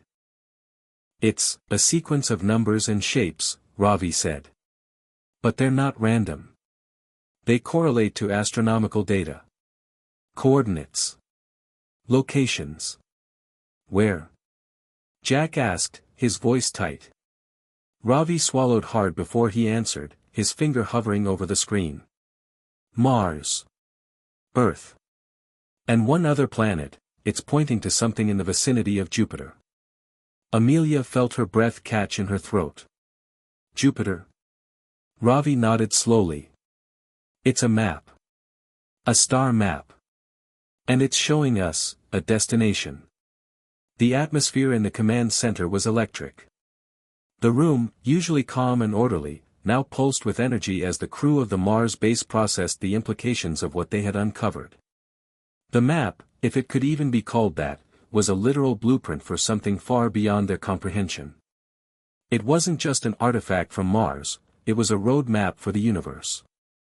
Amelia stood by the window, staring out at the stark Martian landscape. The red dust swirled in the distance as she tried to make sense of what Ravi had revealed.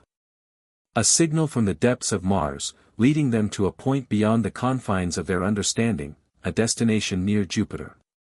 The question now wasn't just why Mars held such a map, but what they were meant to do with it. Amelia, Ravi called, breaking her reverie. He stood by the table, staring intently at the screen. His fingers hovered over the touchpad, flicking through the images and coordinates. I think I've cracked it. Amelia turned, feeling a knot tighten in her stomach. Cracked what?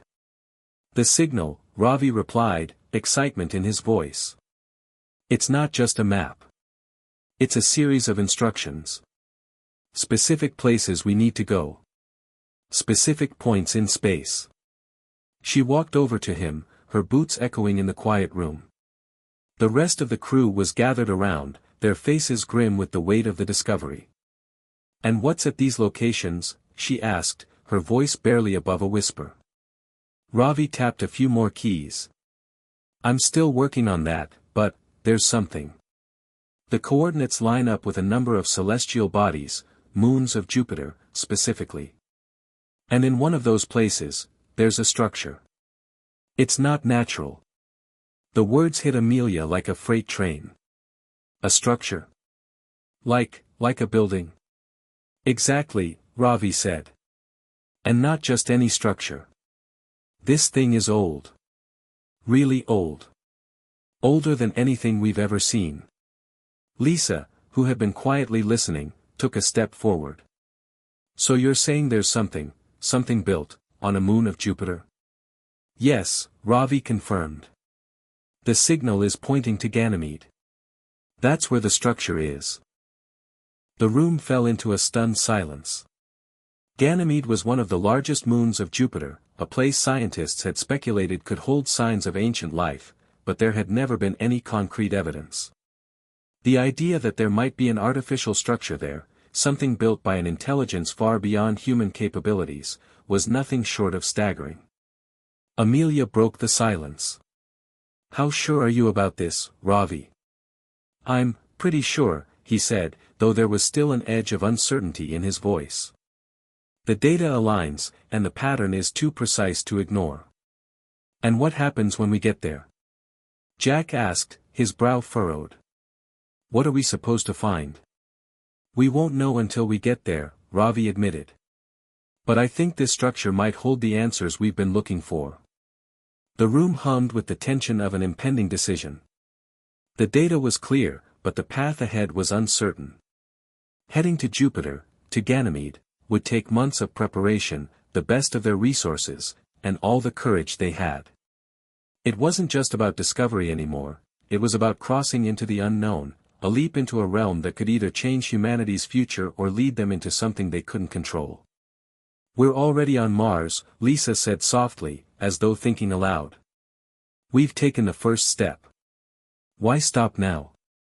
Amelia looked at each of them in turn. She saw the same uncertainty mirrored in their faces, but there was also something else, an unspoken resolve. They had all come this far, faced challenges that seemed impossible. But this, the possibility of finding something alien, was beyond anything they had ever dreamed of. We can't ignore this, Amelia said, finally breaking the silence. We have a chance to uncover something that could reshape everything we know about life and the universe. We owe it to ourselves, to humanity, to take that chance. But it's not without risk, Jack warned. We don't know what we'll find on Ganymede, or if we'll even make it there. We're talking about traveling across the solar system. I know the risks, Amelia said. But if we don't take this step, who will? And what if it's already too late? The tension in the room was palpable as they all processed the weight of her words. Finally, Ravi spoke up, his voice steady but filled with determination. I've already started preparing the navigation data. We can launch from Mars in about 2 weeks if we have everything in place.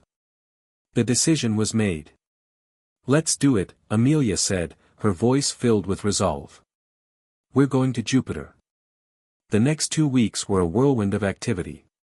The crew worked around the clock to prepare for the most ambitious journey of their lives. They needed to upgrade the Mars base's spacecraft, make sure they had enough supplies for the months-long journey, and fine-tune the spacecraft's systems to handle the harsh conditions of interplanetary travel. The mission was now clear. They were going to launch from Mars, navigate through the asteroid belt, and head for Ganymede. The craft would be small, a sleek, cutting-edge vehicle built for long-term travel, capable of carrying the crew, their supplies, and the precious data they had collected from the object they had found in the crater. Amelia found herself in the command center most days, overseeing the preparations and making final decisions on the course of the mission. Despite her excitement, there was an underlying sense of foreboding. They were heading into uncharted territory, and the risks were greater than anything they had faced before. Still, she held on to the knowledge that they were embarking on something far greater than any of them had ever imagined. 2 weeks later, the spacecraft, now fully equipped and ready, stood on the launch pad at the Mars base. The crew gathered together, their faces set with determination as they prepared to board. The atmosphere was charged with anticipation. The final countdown began. 5 minutes to launch, a voice crackled through the comms. Amelia looked out at the vast expanse of Mars, a reddish haze stretching across the horizon. They were leaving the planet behind, leaving everything they had known, and heading into the unknown. But she wasn't afraid. No, this was what they had been waiting for. The universe was vast, and they were about to take the first step in discovering its secrets. Let's go, she said, and the crew filed into the spacecraft, ready to begin the journey to Jupiter. The stars were their only company as the spacecraft, the Vanguard, shot through the cold void of space. The mission to Jupiter, to the moon of Ganymede, had begun. Time was no longer measured by the ticking of clocks or the rising of the sun, it was measured by the hum of the engines, the steady rhythm of life aboard the craft, and the ever-expanding distance between them and Mars. Inside the ship, the crew settled into the routine of space travel. The initial excitement of launch had faded, replaced by the quiet monotony of interplanetary travel. The ship's artificial gravity kept them grounded, but the vastness outside, empty, dark, and infinite, felt like an oppressive weight pressing in from all sides. Amelia sat in the cockpit, eyes fixed on the viewscreen, watching as Mars slowly receded into the distance. It was strange.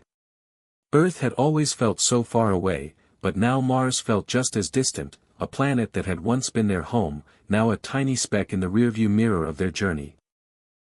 Approaching the asteroid belt in 2 hours, Ravi's voice came through the comms, breaking her thoughts. We'll need to monitor the trajectory carefully. Those rocks aren't as forgiving as we'd like. Amelia acknowledged with a short nod. The asteroid belt was the first real obstacle they'd face on this journey. Between Mars and Jupiter lay thousands of rocky debris, remnants of failed planets or shattered moons. It was a dangerous region, and any misstep could send them veering off course, or worse, colliding with one of the larger asteroids. "Understood," Amelia said, glancing back toward Ravi and Lisa, who were monitoring the ship's systems from the lower deck. "Keep an eye on everything. We don't have room for mistakes." The crew had been trained for this. Months of simulations, practice drills, and briefings had prepared them for what they would face in deep space. But there was no way to simulate the weight of uncertainty. The unknowns of space travel, of what lay beyond the familiar confines of Mars, were overwhelming. And what they were headed toward, a strange structure on Ganymede, was far from any mission they had ever trained for. The signal that had led them here was still fresh in their minds. The cryptic map, the strange symbols, the possibility of finding an ancient alien structure, every moment of their journey felt like a step deeper into a mystery that had only just begun to unfold. 2 hours later, the asteroid belt loomed ahead, a chaotic field of rocks and debris floating in the cold emptiness of space. To the untrained eye, it would seem like an impossible place to navigate, a maze of obstacles that could tear apart anything caught within it. But to the Vanguard's crew, it was just another challenge to overcome. "Brace yourselves," Ravi called out, his voice tight. "We're entering the belt. There's a lot of traffic up ahead." Amelia's grip tightened on the controls as she adjusted the ship's course. The scanners were blinking rapidly, a flurry of data pouring in. She could see the rocks ahead, their shapes jagged and unpredictable, tumbling through space at varying speeds. "On my mark, we'll need to adjust the trajectory," Ravi instructed. "Don't let the autopilot take over, we'll be too close to some of these." Amelia nodded, her eyes never leaving the screen. She had navigated through asteroid fields before, but this was different. They weren't just dodging obstacles for the sake of fun. Each movement could mean the difference between life and death. The Vanguard surged forward, its engines kicking in as Amelia expertly guided the ship through the maze of asteroids. The space was tight, and the rocks seemed to be everywhere, but she kept her focus, every inch of the ship's movement calculated, every twist of the wheel deliberate. "Shit!" Jack shouted from the back, his voice filled with alarm. Amelia's heart skipped a beat. She quickly checked the scanners, her mind racing. A large asteroid was heading their way, its trajectory a little too close for comfort. "Steady," she muttered to herself. She gripped the controls tighter and pulled the ship into a sharp roll, narrowly avoiding the massive rock that whizzed past them. The ship groaned under the strain, but Amelia didn't falter. Her training kicked in, and her hands moved with practiced ease, guiding the Vanguard safely through the field. "Clear." Ravi called out a moment later, his voice exhaling a breath of relief. "We're through." Amelia released the tension in her shoulders, her heart still racing. "Good work, everyone. Let's stay sharp. We're not out of this yet." The crew let out a collective sigh of relief, but they all knew the journey wasn't over. The asteroid belt was just the beginning. They still had light years of space to cross before they would reach Ganymede. And as they moved further into the abyss of the unknown, the questions that had driven them here still remained unanswered. As the Vanguard continued its journey, the stars outside grew brighter, but the void around them seemed to press in. Space was vast, unimaginably vast, and they were mere specks drifting through its endless expanse. The journey stretched on, the days bleeding together in the cramped confines of the ship. Time lost its meaning. They spent hours in shifts, monitoring the ship's systems, checking coordinates, running diagnostics, and maintaining equipment. There was little time for leisure or distraction.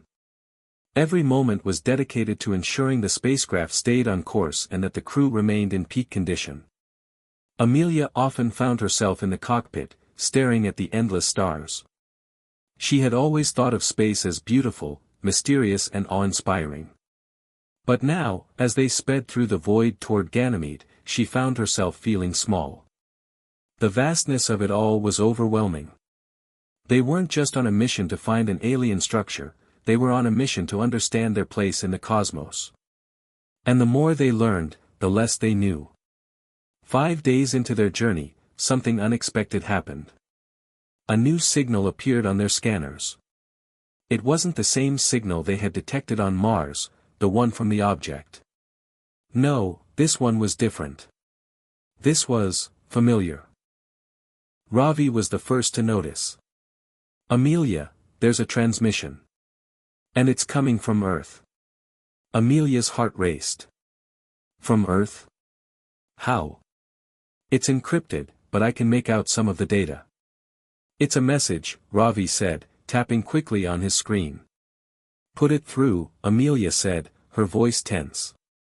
A moment later, a scrambled transmission appeared on the main screen. The image was distorted, but the voice was clear. This is Director Harper from the Earth Space Agency. We've been tracking your progress. You need to abort the mission to Ganymede. We cannot allow you to proceed. The word sent a chill down Amelia's spine. Abort the mission.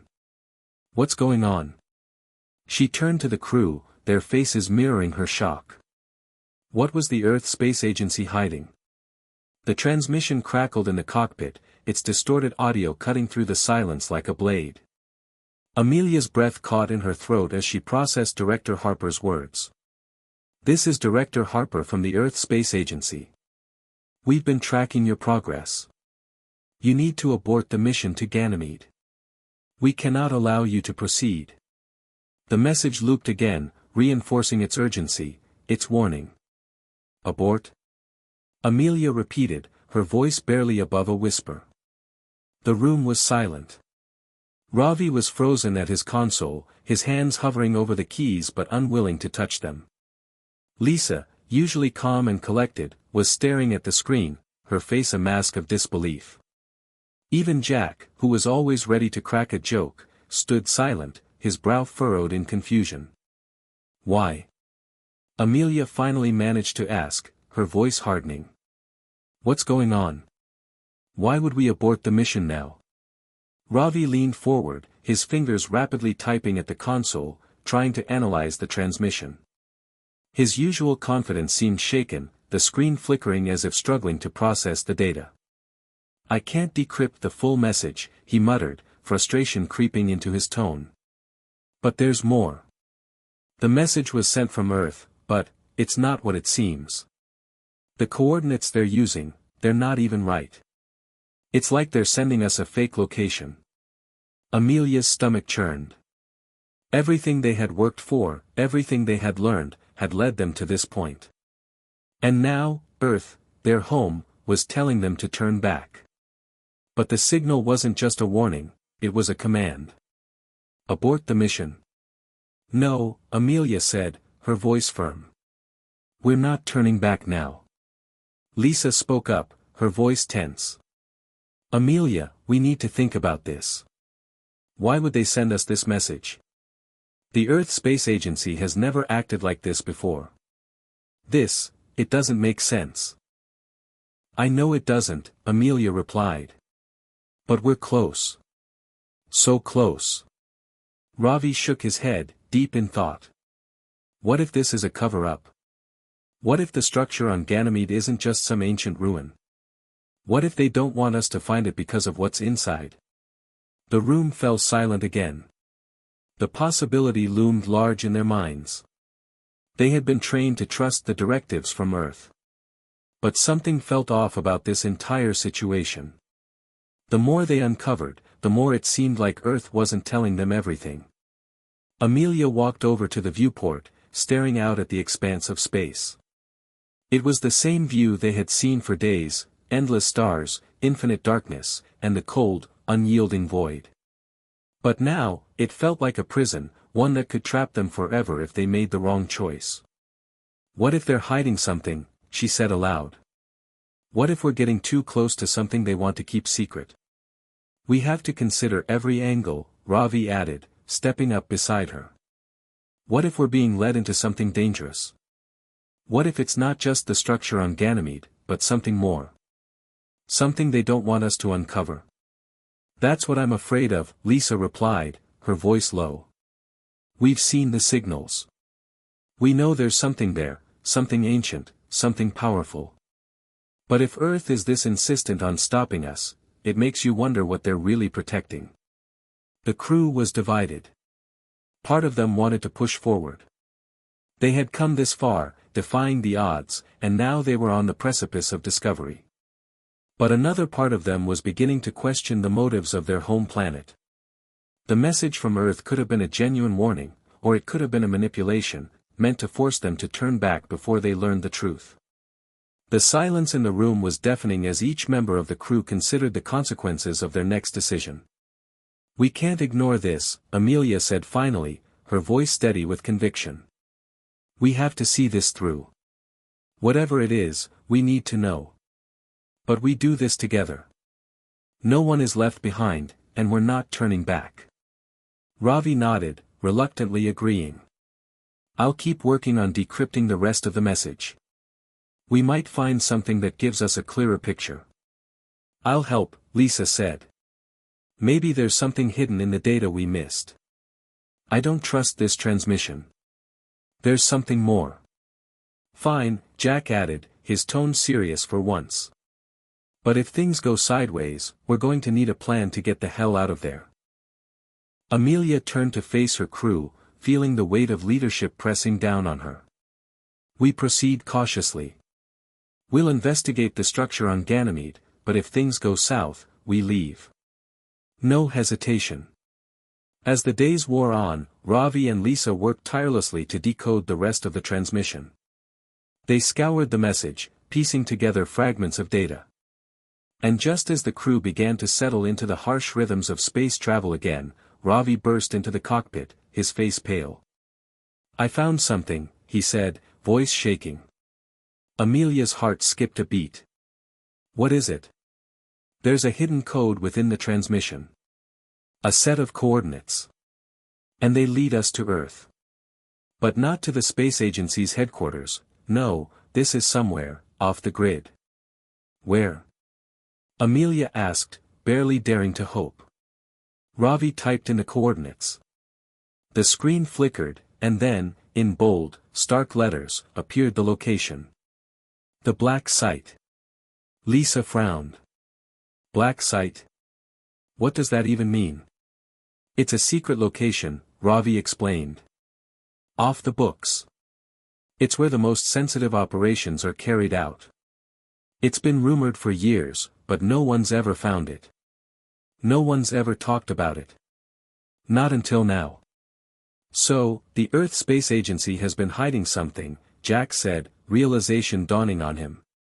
"Something big." "Exactly," Ravi said, his voice filled with shock. "And whatever it is, it's not just on Ganymede. It's connected to something on Earth. They've been covering this up for years." Amelia felt a chill run through her.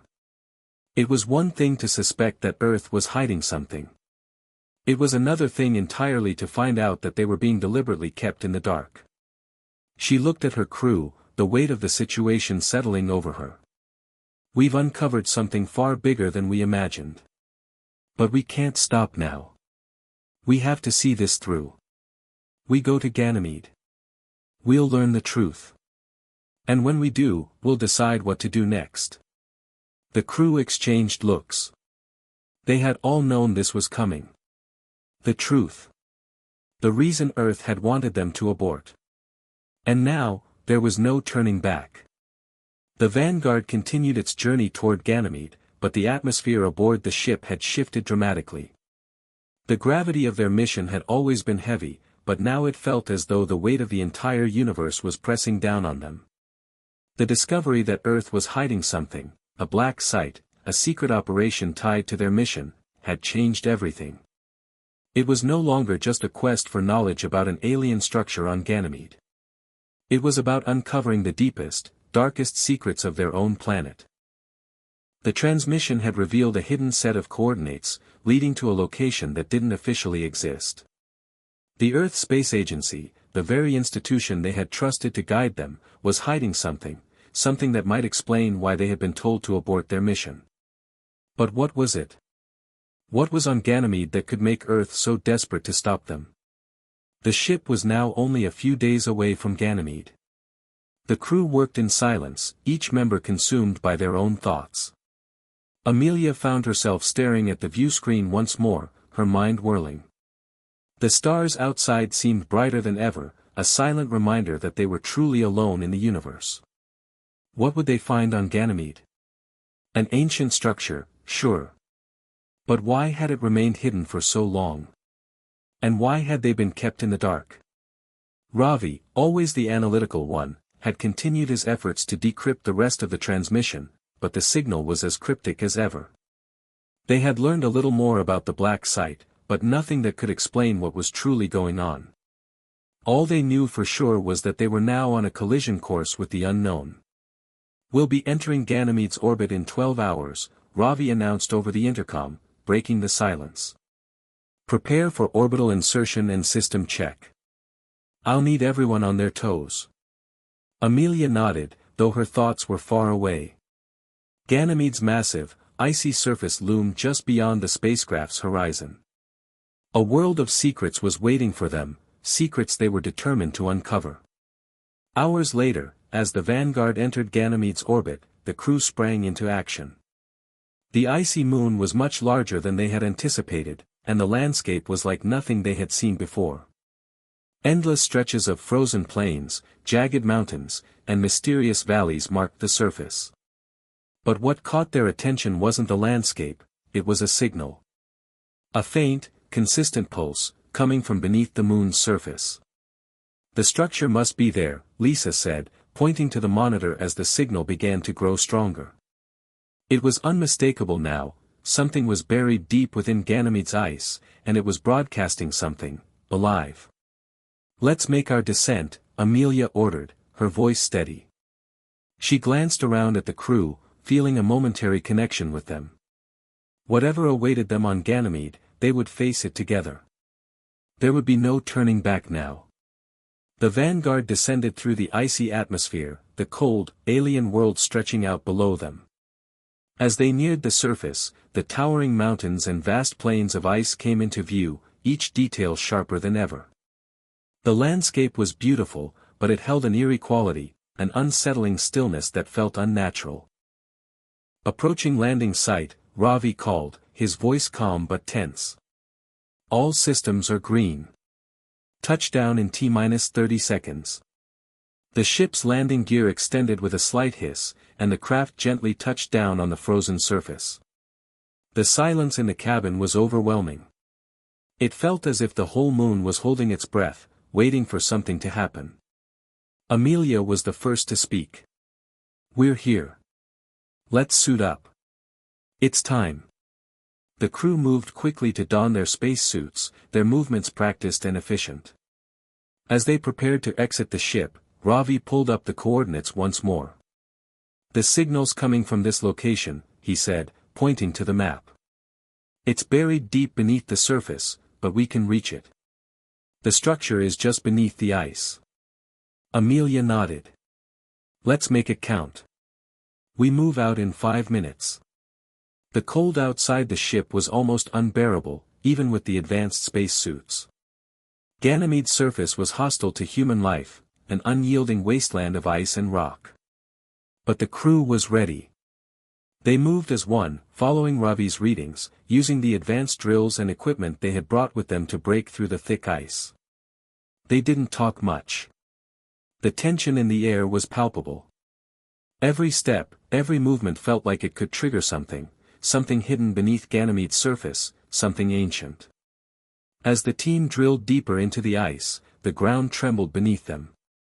A deep, low hum reverberated through the cavernous tunnel they were digging, almost like a heartbeat. "Did you feel that?" Lisa asked, her voice tense as she adjusted her helmet. "I felt it," Ravi answered, his voice tight. "We're close." Another blast from the drill, and the ice cracked, opening up into a vast underground cavern. The team froze, staring into the abyss below. And there, in the middle of the cavern, they saw it. The structure. It was enormous, impossibly large, covered in strange symbols and markings that glowed faintly in the dim light. The ice around it shimmered as if the structure was pulsing, as if it were alive. A sense of awe and fear gripped the crew. The thing they had come for was no longer just a piece of history, it was a mystery. It was something alive. "Holy hell," Jack muttered, his voice barely above a whisper. This isn't just a structure. It's something else. Something ancient."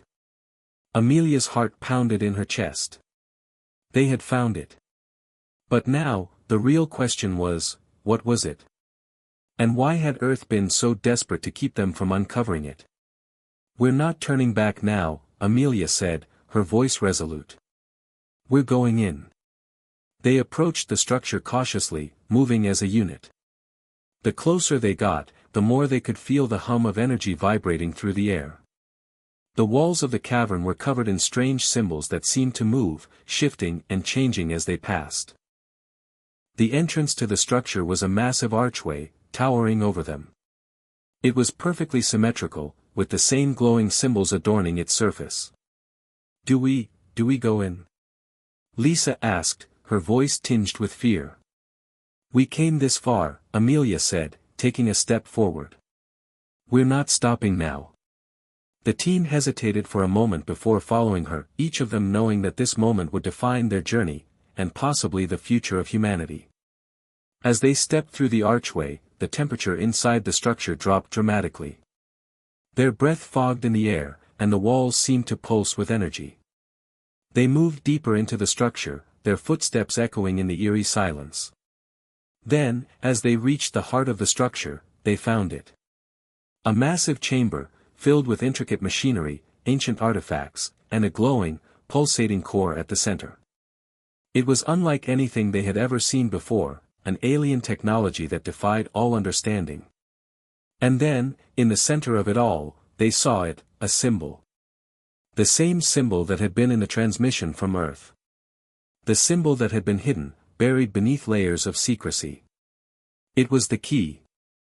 The chamber was like a tomb, silent and still, but there was an undeniable hum that vibrated through the walls. The air was thick with an unspoken tension as the crew stood in awe of what they had uncovered. The symbol in the center of the chamber, glowing faintly, was unmistakable. It matched the symbol in the transmission they had intercepted from Earth. This was it. The key. Amelia stepped closer to the symbol, feeling the pull of it. She could sense something, an energy, radiating from it. It wasn't just alien, it was ancient, and it was powerful. The realization hit her like a jolt of electricity. They were no longer simply explorers in search of a forgotten structure. They were standing at the edge of a discovery that could alter the fate of humanity. This is it," Ravi said, his voice breathless as he approached the symbol with caution. His eyes flickered between the artifact and the strange glowing panels surrounding them. "This is the same symbol that Earth has been hiding for decades, if not longer. We found the source. And they've been keeping it from us," Lisa muttered, her voice barely audible as she scanned the room. Her eyes widened as they fell on a set of large, crystalline panels that lined the walls. Each one seemed to pulse with a soft, eerie light. I think these panels are some kind of map. A map of the universe." "Wait, you mean the galaxy?" Jack asked, stepping forward to examine the panel. "No," Ravi replied, his eyes wide in shock. "This isn't just the Milky Way. It's beyond that. Look, it's a map of stars that shouldn't even exist according to our current models." Amelia stared at the panels, trying to process the significance of what they were seeing. These weren't just alien ruins, they were a record. A record of knowledge far beyond what humanity had discovered. But it wasn't just knowledge about the universe, it was knowledge about something much more pressing. "Amelia, look at this," Lisa said, her voice trembling. She motioned for the others to gather around her. As they did, they saw what had caught her attention. At the center of the largest panel was a faint, but unmistakable, image of Earth. "It's Earth," Jack said quietly, his voice full of disbelief. "But what is that? What's happening to it?" Ravi leaned in, analyzing the holographic projections that hovered above the panel. He traced a line around the image of Earth, his brow furrowing. This doesn't look like Earth as we know it. The continents, they're different. And there's something in the atmosphere, something that's altering it. Amelia's heart pounded. It was as if the structure was showing them a future where something had happened to Earth. But what? How is this even possible? Lisa whispered. How did they know? I don't know, Amelia said, her mind racing. But I think it's clear now. Earth has been hiding something more than just this structure on Ganymede. They've been hiding the truth about what's coming. And it's not just about us anymore. It's about all of humanity. As they continued to study the holographic map, something began to shift in the room. A low rumbling sound reverberated through the walls, and the light around them flickered. Amelia and her crew exchanged anxious glances. What the hell is that? Jack asked, his hand instinctively reaching for the weapon strapped to his side. It's not us, Ravi said, his voice tense.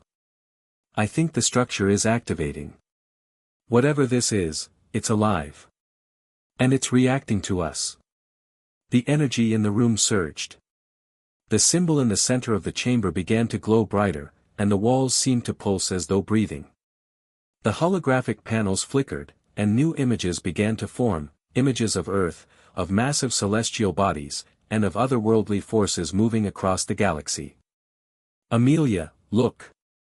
Lisa shouted. Amelia stepped forward, her eyes widening in shock. A new image had appeared on the map, a massive star system, much larger than the Milky Way, filled with swirling, chaotic energy. At the center of the system was a massive, pulsating entity. The energy from the entity seemed to flow outward, across the galaxy, heading straight for Earth. What is that? Amelia whispered, the realization dawning on her. Is that where the threat is coming from? Maybe, Ravi replied, his voice tinged with awe and fear. But it looks like it's already in motion. That entity, it's heading straight toward Earth. And if we don't stop it, it could destroy everything. Destroy Earth? Jack asked, incredulity in his voice. That's impossible. How would they even know that? The symbol, Lisa said quietly, it's like a warning. Earth knew. They knew this was coming. Amelia's mind raced as she tried to piece it all together. Earth hadn't been hiding the structure on Ganymede because it was a simple archaeological site. They had been hiding the truth about an impending cosmic catastrophe. And they had kept it from humanity for as long as they could, hoping that by suppressing the information, they could find a way to stop it. But the truth was now laid bare before them. The structure wasn't just a relic, it was a beacon, a warning system, built by an ancient civilization that had foreseen the catastrophe and left behind a record of what was to come. And Earth had known about it all along. What do we do? Lisa asked, her voice small, as if the weight of it all was too much to bear. We stop it, Amelia said, her voice filled with determination. We stop whatever this is. We tell Earth the truth, and we fight back. We have to. For a moment, there was silence. The crew stared at the holographic projection, at the swirling, chaotic energy that was moving toward Earth. The fate of humanity, the fate of everything they had ever known, hung in the balance. We don't know how to stop it, Ravi said, his voice full of uncertainty. We don't even know what it is. We figure it out, Amelia said firmly. We've come this far. We can't just stand here and do nothing. The crew exchanged looks, each of them understanding the gravity of what they were about to face. They had come to Ganymede seeking answers, and now they had them. But the answers had raised more questions, and they had no easy solutions. Amelia turned toward the exit, her crew following her. We've got work to do. We're going to need a plan. As they made their way back toward the vanguard, Amelia glanced at the glowing structure one last time. Whatever lay ahead, they had no choice but to face it head-on. The clock was ticking. And the future of humanity was at stake. As the Vanguard lifted off from the icy surface of Ganymede, the weight of their discovery weighed heavily on each crew member. The ship shuddered slightly as it entered orbit, the cold vacuum of space embracing them once again. But this time, the vastness of the universe felt different, darker, more dangerous. The map they had uncovered on Ganymede, with its chilling vision of a cosmic entity heading straight for Earth, had left them with more questions than answers. What was this entity? How long did they have before it reached Earth? And most importantly, what was Earth hiding? The journey back to Earth was a blur of tense silence. The crew huddled in the command deck, discussing the findings from Ganymede, but every attempt to form a plan felt like an uphill battle. They had the knowledge now. They understood the impending threat. But they lacked the understanding of what that threat truly was, and what Earth had been doing all this time to prepare for it. "We need answers," Ravi said, his voice filled with a sense of urgency. "Earth's been hiding something from us, and it's not just about Ganymede. This is bigger than that." "I agree," Amelia said, pacing the deck. "But how do we even approach this? We can't just go to Earth and tell them everything we've found. We don't even know if we can trust them anymore." Jack, ever the skeptic, was leaning against the wall, arms crossed. "So what do we do? Do we keep this to ourselves and try to figure it out on our own? I don't like that idea. If they've been keeping secrets this big, who knows what else they've been hiding?" Amelia stopped pacing and turned to face the crew. "We need to find out who's been hiding the truth. Who's pulling the strings behind the scenes? There's more to this than just a rogue faction at Earth Space Command. We need to find out who is really in charge, and we need to understand why they've been keeping this from us." Lisa, who had been quietly reviewing the data from Ganymede, looked up. "If Earth's been hiding something this monumental, there's a chance the people who know about it are working in secret. But there's also a chance they've been trying to protect us. Maybe they don't know everything either." "Maybe," Ravi said, glancing at the data on his console. "But we won't know until we investigate further. I think it's time we pay Earth a visit." With Earth in sight, the crew spent the remaining time planning. They couldn't just walk into Earth's government facilities and demand answers, they needed a strategy, a way to infiltrate the highest levels without drawing too much attention. There were people who had to know about the cosmic threat, the symbols, the ancient structure, the impending disaster. But they also had to be careful. The deeper they dug, the more dangerous this mission would become. "We'll need to make contact with people who have access to the highest levels of government," Amelia said, her mind racing through possible scenarios. "We need to get to the black site. That's the key. If we can uncover what's really happening there, we'll have the answers." "I can help with that," Ravi said. "I've got some connections, people who still owe me favors.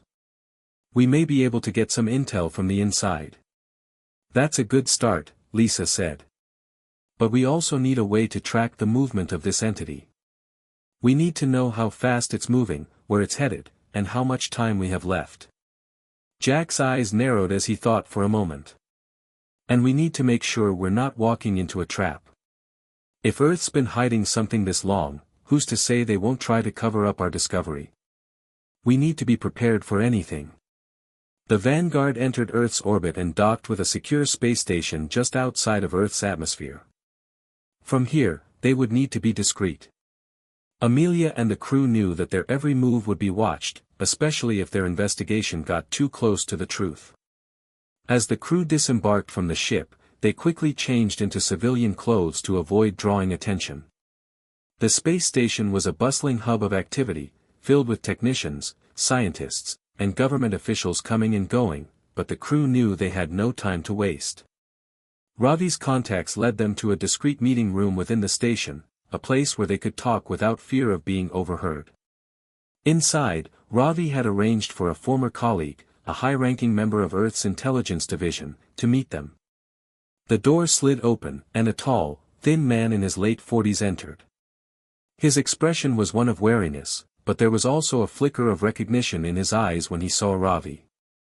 "Ravi," he said quietly, glancing around to make sure no one else was listening. I didn't think you'd ever show your face around here again. We need your help, Ravi said, not wasting time on pleasantries. You were in charge of several classified projects. You know what's been hidden from the public, right? The man's eyes darted nervously.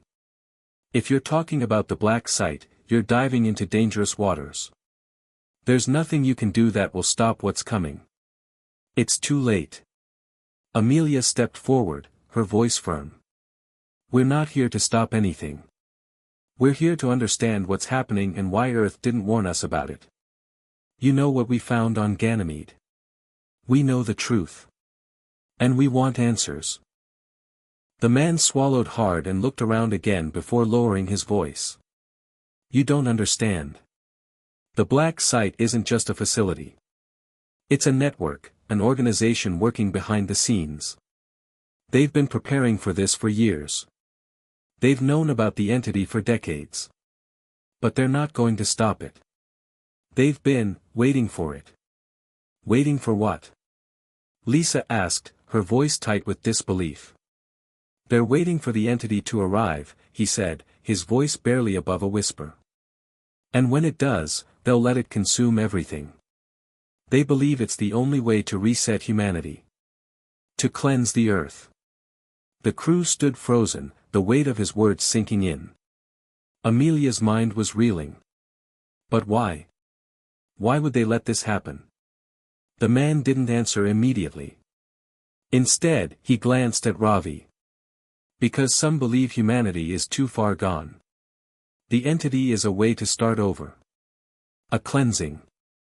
Then we have to stop them, Ravi said, his voice filled with urgency. This can't be the end.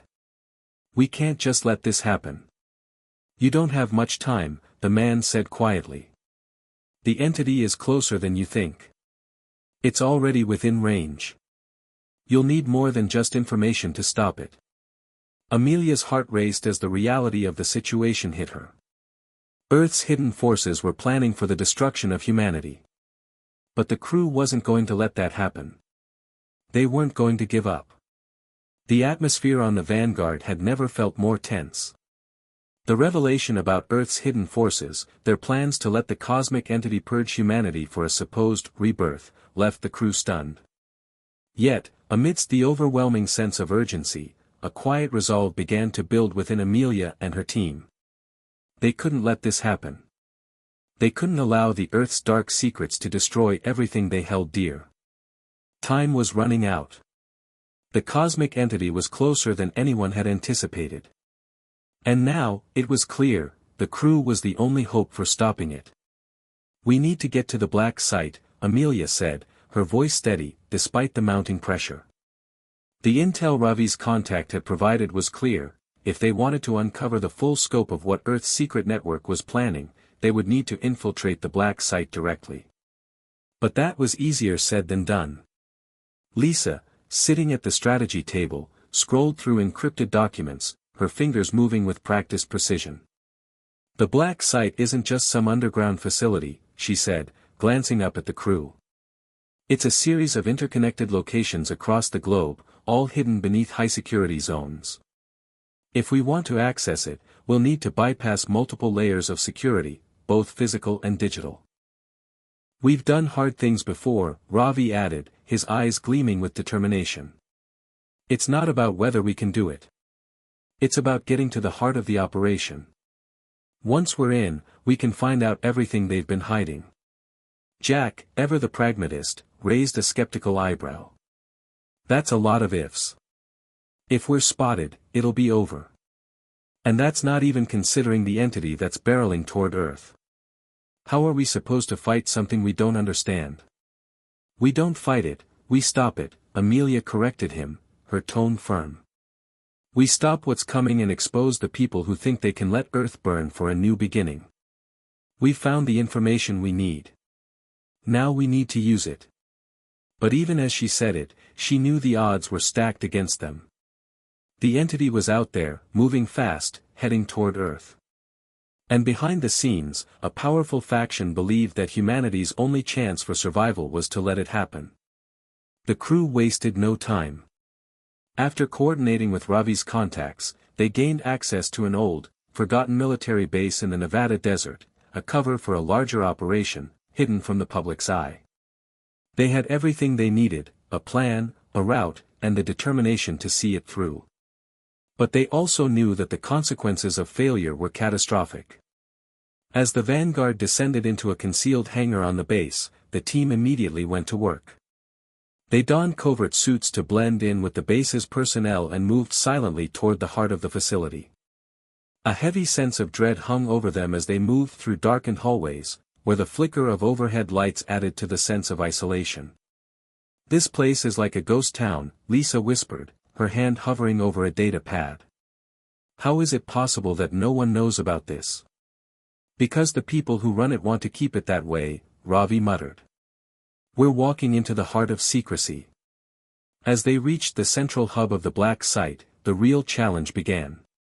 The walls were lined with reinforced security doors, and the digital locks were far from simple to crack. Lisa worked quickly, hacking into the systems, bypassing layers of encryption that would have taken the average person hours, if not days, to break. "There's a backup generator here," she murmured as she worked. "I'm shutting it down. We'll have a limited window before they notice the blackout. Let's make it count." Minutes passed like hours. Finally, with a soft beep, the doors opened, revealing a large chamber filled with rows of server banks, control stations, and large screens showing live surveillance feeds. But it wasn't the technology that held Amelia's attention, it was the holographic map at the center of the room. "It's them," Ravi whispered. "This is where they've been tracking the entity's movements." Amelia stepped forward, her gaze locked on the display. The map showed the cosmic entity's trajectory, and it was even more terrifying than they had imagined. It was no longer just a distant threat, it was within weeks of reaching Earth's solar system. The entity was on a collision course with Earth, and the people inside the black site had been preparing for this moment. "This can't be happening," Jack muttered under his breath. But Amelia knew it was. And they were about to uncover something even darker than they had anticipated. Ravi moved toward a secure terminal, using a set of stolen credentials to access the system. As he entered a set of commands, a new set of files appeared, revealing documents detailing the entity's approach and the purpose of the black site. The files were a collection of historical records, technical analyses, and psychological evaluations, but it was the final document that caught their attention. The title read, "The Final Directive, Resetting Humanity." "Amelia, you need to see this," Ravi called, his voice tight with disbelief. "They don't just want to let the entity destroy Earth. They've been preparing for it as a way to reset humanity." Amelia's heart sank as she approached the screen. The document detailed a chilling plan. Earth's elite faction had long known about the entity's approach. And rather than attempt to stop it, they had been preparing to use it as a way to wipe the slate clean, believing that humanity's destruction was inevitable. Their final directive was clear: let the entity do what it would, and then rebuild from the ashes. "This is insane," Lisa said, her voice shaking with anger. "They're willing to sacrifice everyone for the sake of, what? A new world order?" "Maybe they believe it's the only way to save Earth," Ravi replied darkly. "Maybe they think humanity has gone too far, and this is the only solution." "That's not for them to decide," Amelia said firmly, her gaze narrowing. "No one has the right to choose who lives or dies. We can't let this happen." But as she spoke, the warning alarms on the terminal began to blare, signaling that their intrusion had been detected. The doors of the chamber began to close, locking them inside. "We need to go, now," Jack yelled, his voice a mix of panic and resolve. Amelia motioned to the crew, her mind racing as they scrambled to escape. They had the information, but they couldn't afford to stay and fight. Not yet. Their only chance now was to get back to the Vanguard and use what they had learned to stop the catastrophic plan before it was too late. The crew made their way through the winding corridors, the sound of heavy footsteps behind them. They had minutes, maybe less, before the black site's security forces would be upon them. With the map of the cosmic entity's trajectory in their hands, and the truth about the final directive exposed, they had only one goal: to stop the destruction. The clock was ticking. The Vanguard's engines roared to life as Amelia and the crew raced back to their ship, adrenaline coursing through their veins. The black site had been a close call, but they had uncovered the truth. Earth's powerful factions were ready to let the cosmic entity consume the planet in a final, disastrous cleansing. The entity was nearing Earth's orbit, and if they didn't act fast, it would all be over.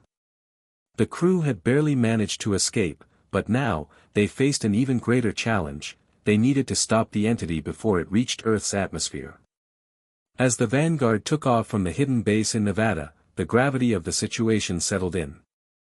Amelia stared out of the viewport, her eyes locked on the stars, but her thoughts were elsewhere. The entity was getting closer.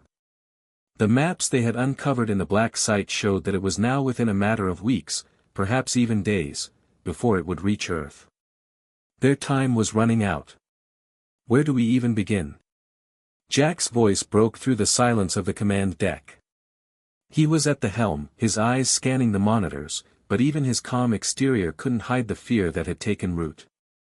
Amelia leaned forward, studying the data on the screen. We have to figure out what the entity is and how to stop it. The black site may have had the information we needed, but it wasn't enough. There's more to this than just a cosmic force. Lisa, who had been working furiously at the data terminal, spoke up. I've been going through the files from the black site. There's no direct information on how to stop the entity, only theories. Some believe that it's a sentient being, others think it's a force of nature, like a black hole or a massive energy wave. Ravi's voice came from the rear of the ship, where he was reviewing the footage they'd recorded. The thing is, even if we understand what it is, how do we stop it? There's nothing in our arsenal that could fight something like this. We need to get to the source, Amelia said, the weight of her decision heavy in her voice. The black site gave us a clue. If we can find where the entity originated from, maybe we can find a way to disrupt its path. But we need more data. We need to track its movement and pinpoint the source. Great, Jack muttered. And where do we start? We've been flying blind this whole time. We start with the asteroid field, Ravi said, his tone more certain now. There's a series of old mining stations in the asteroid belt that were abandoned years ago. But they were built by a private space exploration company, one that's now off the grid. I think they might have been involved in something much larger, something linked to the entity. Amelia nodded. Let's go. We're running out of time. The journey to the asteroid field was long and filled with tension. As the Vanguard approached the outer edges of the solar system, the crew could feel the weight of their mission bearing down on them. Every decision they made had the potential to save, or doom, the entire human race. Lisa was busy calculating the trajectory of the entity, while Ravi and Jack worked together to plan their approach to the mining stations.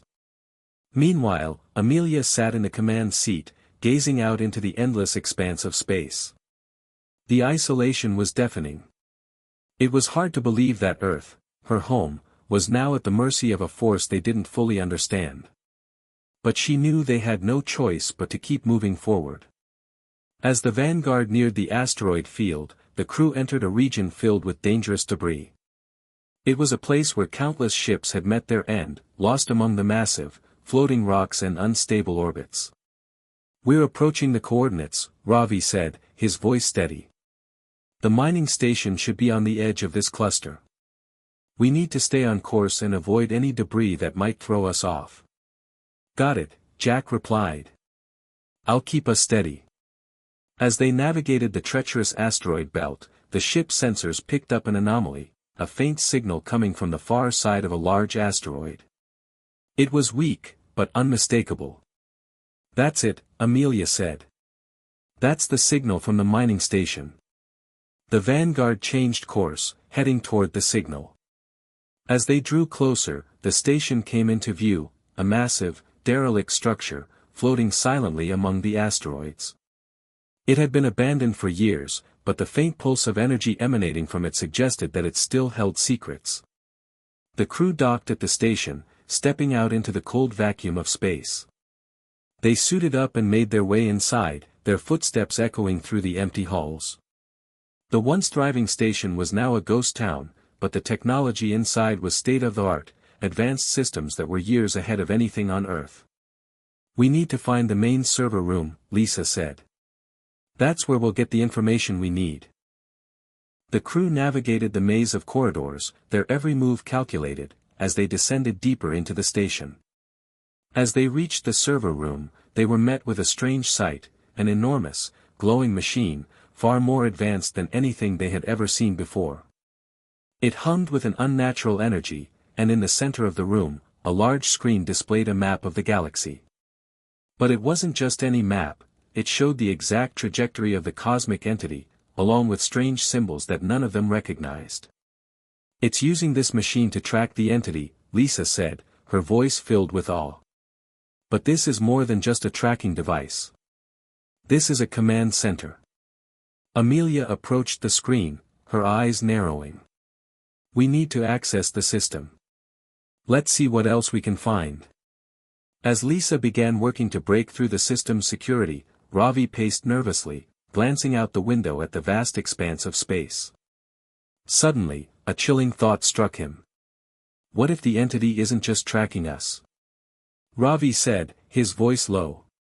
What if it's been waiting for us to come here? Amelia turned to face him, her expression hardening. What are you suggesting? I'm suggesting that this machine wasn't just tracking the entity, it's been calling to it. It's a beacon. And now that we've activated it, it might be drawing the entity to us. Before anyone could respond, a low rumble shook the station. The lights flickered. The ship's alarms began to blare. We've made a mistake, Jack said grimly. The entity's here. Outside the station, a massive shadow appeared, a swirling, dark mass in the void of space. It was huge, its gravitational pull distorting the surrounding asteroids. It wasn't just an object, it was alive. The crew had activated the beacon, and now, the entity had arrived. Amelia's heart raced as she turned to the crew. We need to get to the Vanguard, now. The Vanguard shuddered as a powerful force gripped the mining station, the entity's gravitational field pulling at the ship. Amelia's eyes widened in disbelief as the massive shape loomed in the distance, the black mass growing closer, filling the viewport with its overwhelming presence. It was unlike anything they had ever encountered, an entity not bound by the rules of physics, with an energy that seemed to stretch and compress time itself. Move. Now. Amelia's command cut through the panic rising among the crew. They sprinted toward the docking bay, their boots echoing against the cold metallic floors. As they reached the hangar, the Vanguard's hatch began to close, but the force of the entity's presence was too much. It felt like 1,000 hands pressing against the ship, trying to pull it apart. Jack, get us out of here. Amelia yelled. Jack was already at the helm, fingers flying over the controls. The Vanguard groaned under the pressure, its engines straining to break free from the entity's pull. But it wasn't just the gravitational force. There was something else. Something invisible. The entire ship seemed to pulse with an eerie energy as if the entity were reaching out, trying to communicate, or worse, to manipulate them. We can't break free. Jack's voice trembled. It's like we're caught in a gravitational web. Amelia's heart raced. The entity wasn't just a cosmic anomaly, it was alive. And it was trying to stop them from escaping. Ravi, get to the auxiliary systems, she ordered. We need to disengage from its pull. Now. Ravi didn't hesitate, sprinting toward the engineering bay. Lisa was already at a terminal, typing furiously to gather more data. Her eyes scanned the incoming feeds, trying to find a way to disrupt the entity's influence. It's like it's reading our movements, Lisa said, her voice barely a whisper. Every time we try to escape, it anticipates us. It's almost like it's alive. I don't care if it's alive or not, Jack growled, his knuckles white against the controls. We're not dying here. Outside, the swirling mass of dark energy expanded, eclipsing the station entirely.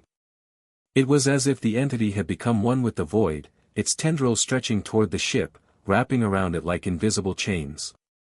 The crew felt a sudden, violent tug, a force so intense that the Vanguard lurched forward.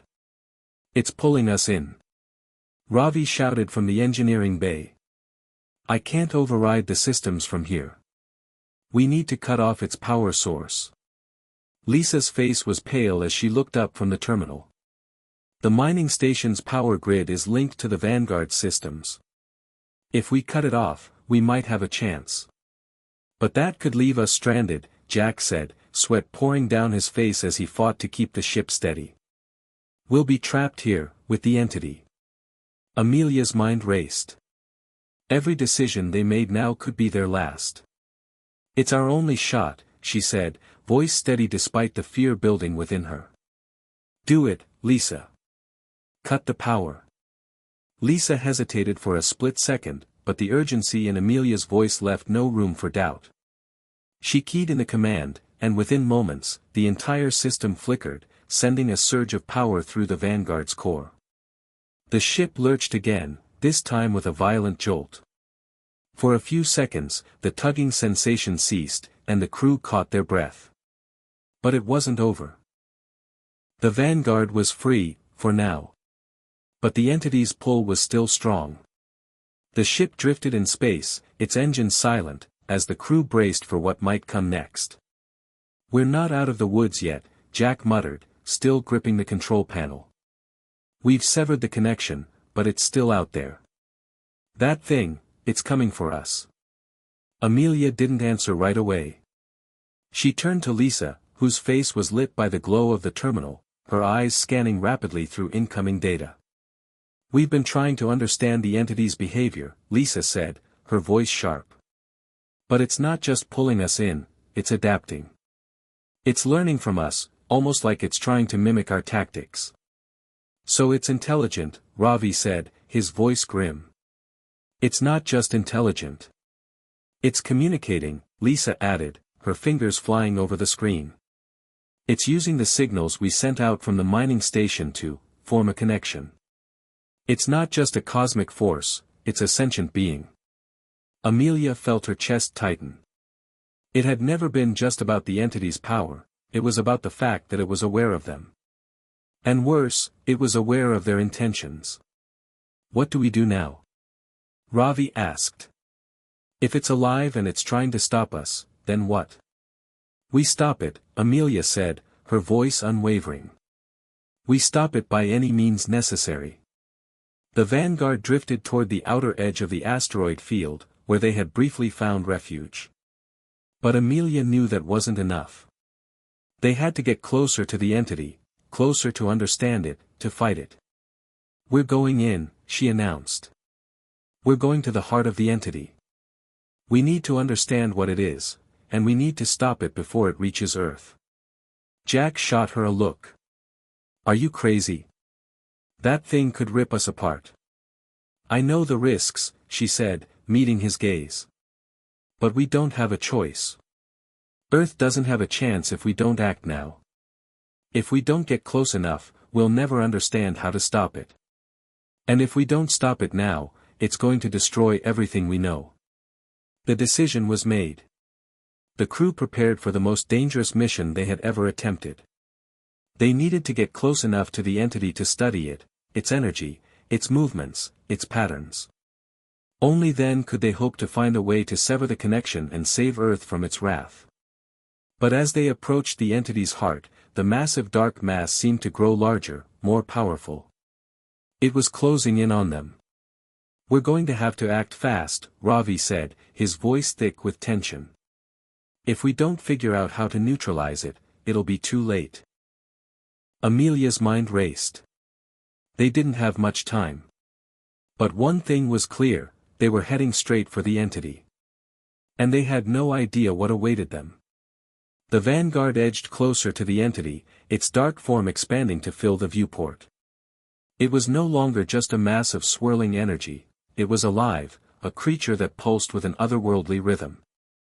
The closer they got, the stronger the gravitational pull became, as if the entity itself was drawing them in, waiting for them to enter its depths.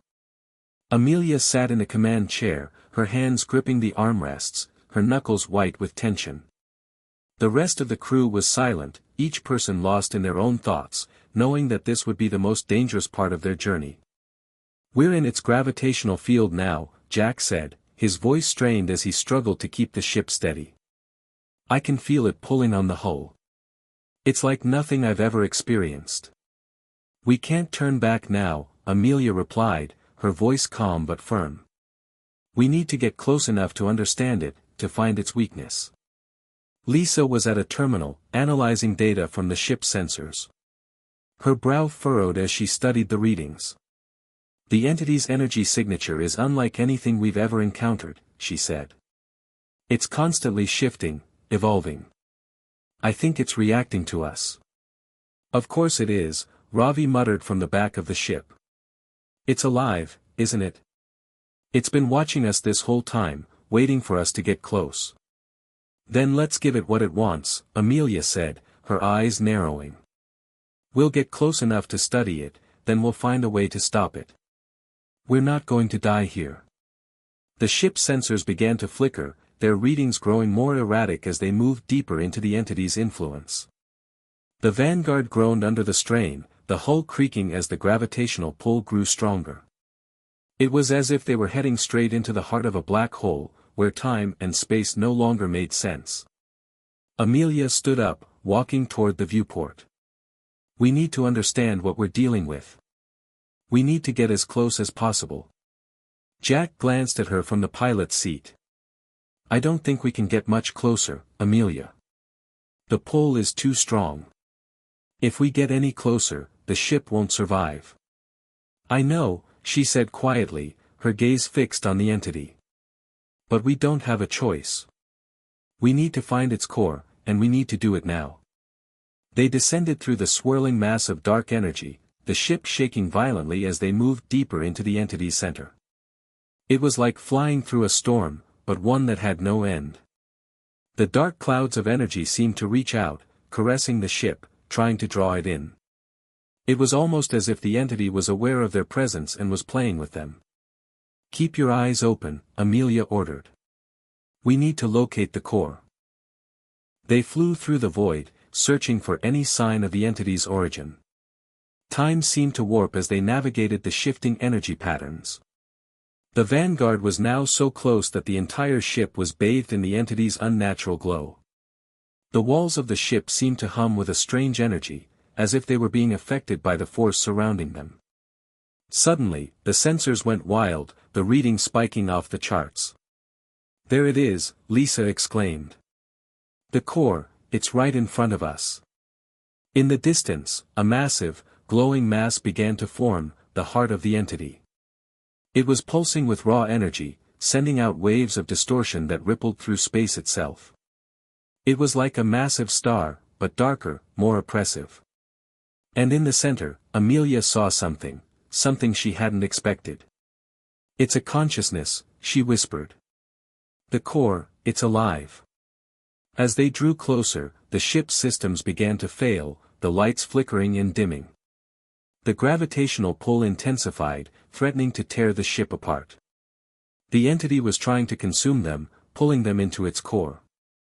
"Amelia, we need to pull out now," Jack shouted, his voice rising in panic. "We're not going to survive this." But Amelia remained calm. She stood there, staring at the pulsing core, her mind racing. There was something about it, something that called to her. The energy, the pull, it wasn't just gravitational.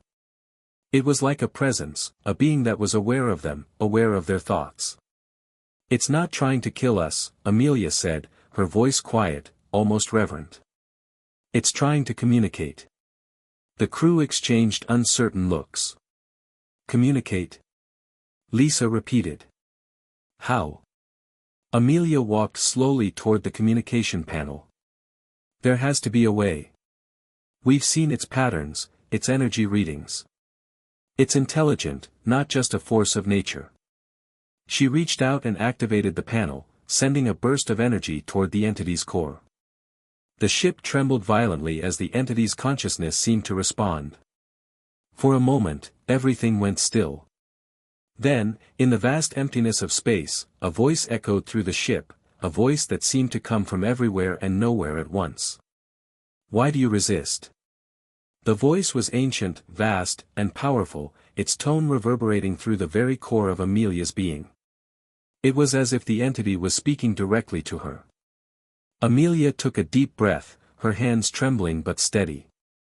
"We don't want to destroy you," she said, her voice firm. "We want to understand you. We need to know why you're here. Why you've come to Earth." There was a long silence. Then the voice spoke again, softer this time, almost as if it were considering her words. "I am not your enemy," the voice said. "I am a force of balance. A force that brings change." Amelia's mind raced. "Change? What do you mean by change?" The voice responded, its tone heavy with sorrow. "Your world is dying. It cannot survive in its current state. I come to restore balance. To cleanse." The crew listened in stunned silence as the entity's voice echoed throughout the ship. It was like nothing they had ever experienced, a consciousness so vast, so ancient, that it seemed to exist beyond the realm of time and space. "You want to destroy Earth," Ravi said, his voice shaking with disbelief. "You want to wipe out everything." "Not destroy," the voice answered. "To cleanse. To restore order. Your world has lost its way. It is too corrupted by greed, by hatred, by the imbalance you have created. I come to correct it. To make way for something new." Amelia's heart sank as she realized the truth. The entity wasn't just a force of nature, it was a judgment, a cosmic reckoning sent to purge Earth of its flaws. It wasn't just a destroyer, it was a rebuilder, seeking to create a new world from the ashes of the old. "We can stop this," Amelia said, her voice filled with determination. "There's still hope for Earth. We can change. We can fix the balance." The entity's response was cold, almost indifferent. "It is too late for your world. The time for change is now. You have chosen your path. Now you must face the consequences." As the entity's voice faded into the void, the vanguard was enveloped in a final, crushing force. It was the end of the road, the moment they had feared. But Amelia refused to give up. They had come too far. They had one last chance, one final fight, for Earth's survival. The vanguard groaned under the pressure of the entity's force, its hull trembling as if it was about to buckle under the immense weight of the cosmic presence that surrounded them. Outside, the swirling mass of dark energy pulsated with unnatural rhythms, its glowing core now a massive, unyielding presence, watching them with cold indifference. Amelia stood at the helm, her hands steady on the controls, but her mind was anything but calm. The entity had made its intentions clear, Earth was beyond saving, and the only option was a cleansing. Yet, in the face of impending destruction, Amelia's resolve only hardened. There had to be another way. There had to be a way to stop this and save humanity. The crew was silent, each person locked in their own thoughts. Ravi stared out the viewport, his face ashen with fear. Lisa was frantically scanning the data, looking for any sign of a weakness, while Jack gripped the armrests of his chair, his knuckles white with tension. "We can't let it do this," Amelia said, her voice cutting through the stillness. "We won't let it. This entity may think it has all the answers, but we still have the choice to fight for humanity." "Fight?" Ravi's voice was low, almost a whisper. "How? It's a force of nature. It's beyond us. We still have something it doesn't," Amelia replied, turning to face him. "Our will. Our ability to adapt. To change. We can't let Earth fall without a fight. We have to believe there's a way." Lisa looked up from her terminal, her face pale but determined. "I think I might have found something. The entity, it's tied to the energy signals that we've been emitting. The Vanguard systems have been reacting to it, almost like it's been communicating with us. But there's more. If we can reverse the energy pulse we sent out earlier, we might be able to disrupt its hold on us. Amelia's heart raced as she stepped forward. Reverse the pulse? Are you saying we can fight it with the same energy it's using to control us? It's a gamble, Lisa said, her voice tight with anxiety. But it's the only chance we've got. If we reverse the energy, if we can somehow create an opposing force, it could destabilize the entity's connection to our systems. It might buy us enough time to break free. But if it doesn't work, Ravi trailed off, his voice filled with dread. If it doesn't work, we're dead anyway, Jack said bluntly, meeting Amelia's gaze. But if it does, we could have a fighting chance. Amelia nodded. Then let's make it work. The Vanguard was in a race against time. The entity was closing in, its gravitational field pulling them deeper into the void. The crew worked in unison, scrambling to prepare the ship's systems for the reversal of the energy pulse. Ravi and Jack worked together to modify the ship's power grid, while Lisa and Amelia set to work configuring the communication systems to channel the energy in the right direction. It's now or never, Jack said, his voice laced with tension. He flicked a series of switches on the control panel, sending a surge of energy through the ship. Amelia watched the console screen, her heart pounding in her chest. The ship trembled as the power began to build, the hum of the engines growing louder as the reversal pulse was readied. Here it goes, Lisa said, her fingers dancing over the keyboard. I'm aligning the pulse with the entity's energy signal now. The ship lurched violently as the energy was released, shooting out in a brilliant burst that connected with the entity's core. For a moment, the entire universe seemed to hold its breath. The reaction was immediate. The entity, which had been relentless in its pursuit, seemed to hesitate for the briefest of moments. Its dark core flickered, as if momentarily stunned by the opposing energy pulse. Then, the gravitational field began to weaken. The Vanguard systems, which had been failing under the entity's influence, surged back to life. It's working! Ravi shouted, his voice filled with hope. The pulse, it's destabilizing it. But the entity was not so easily defeated. The core began to glow brighter, its energy flaring in a violent burst. The ship rocked as though it had been struck by an invisible force, sending everyone tumbling. Amelia's heart skipped a beat as the hull groaned in protest. We're not out yet, Jack growled, his hands gripping the controls as he fought to keep the ship steady. It's retaliating. Amelia's mind raced. The entity was powerful, but it was also reacting to them. They had a window, however brief, to break free. Keep focusing on the pulse, Lisa, she ordered. We need to keep it destabilized. Ravi, Jack, get ready to power up the engines. We're going to break free, and we need to do it now. With the ship trembling under the strain, the crew worked together, their movements swift and coordinated. Jack throttled the engines, pushing them to the limit, while Lisa continued to send pulses of energy to counteract the entity's influence. Ravi worked frantically to stabilize the ship's systems, keeping them from failing under the pressure. The Vanguard lurched forward, its engines roaring as it broke free from the entity's gravitational pull. For a moment, it seemed like they might escape, but then the entity's core flared with an almost deafening intensity, sending a wave of energy crashing toward them. The ship shuddered, but Amelia held her breath, eyes locked on the viewport. They were nearly free. They could feel it, the energy in the air shifting, the gravitational pull weakening. Come on, come on. Jack muttered under his breath as he pushed the throttle forward, praying that the engines would hold. With one final surge of energy, the Vanguard shot forward, breaking through the entity's hold. The ship's systems hummed back to full power as the gravitational pull released, and for the first time in what felt like an eternity, they were free. The Vanguard drifted in the stillness of space, the entity's core a distant memory, now fading into the dark void. The crew sat in stunned silence, each of them taking in the enormity of what they had just done. We did it, Lisa whispered, her voice barely audible. Not just yet, Amelia said softly, her eyes scanning the stars. We've survived, but the war's not over. The entity might be gone, but the damage has been done. The world is still at risk. What now? Ravi asked, his voice filled with exhaustion and uncertainty. Amelia looked at her crew, her family, her team, and knew that their journey was far from over. They had beaten one force of destruction, but there were many more challenges ahead.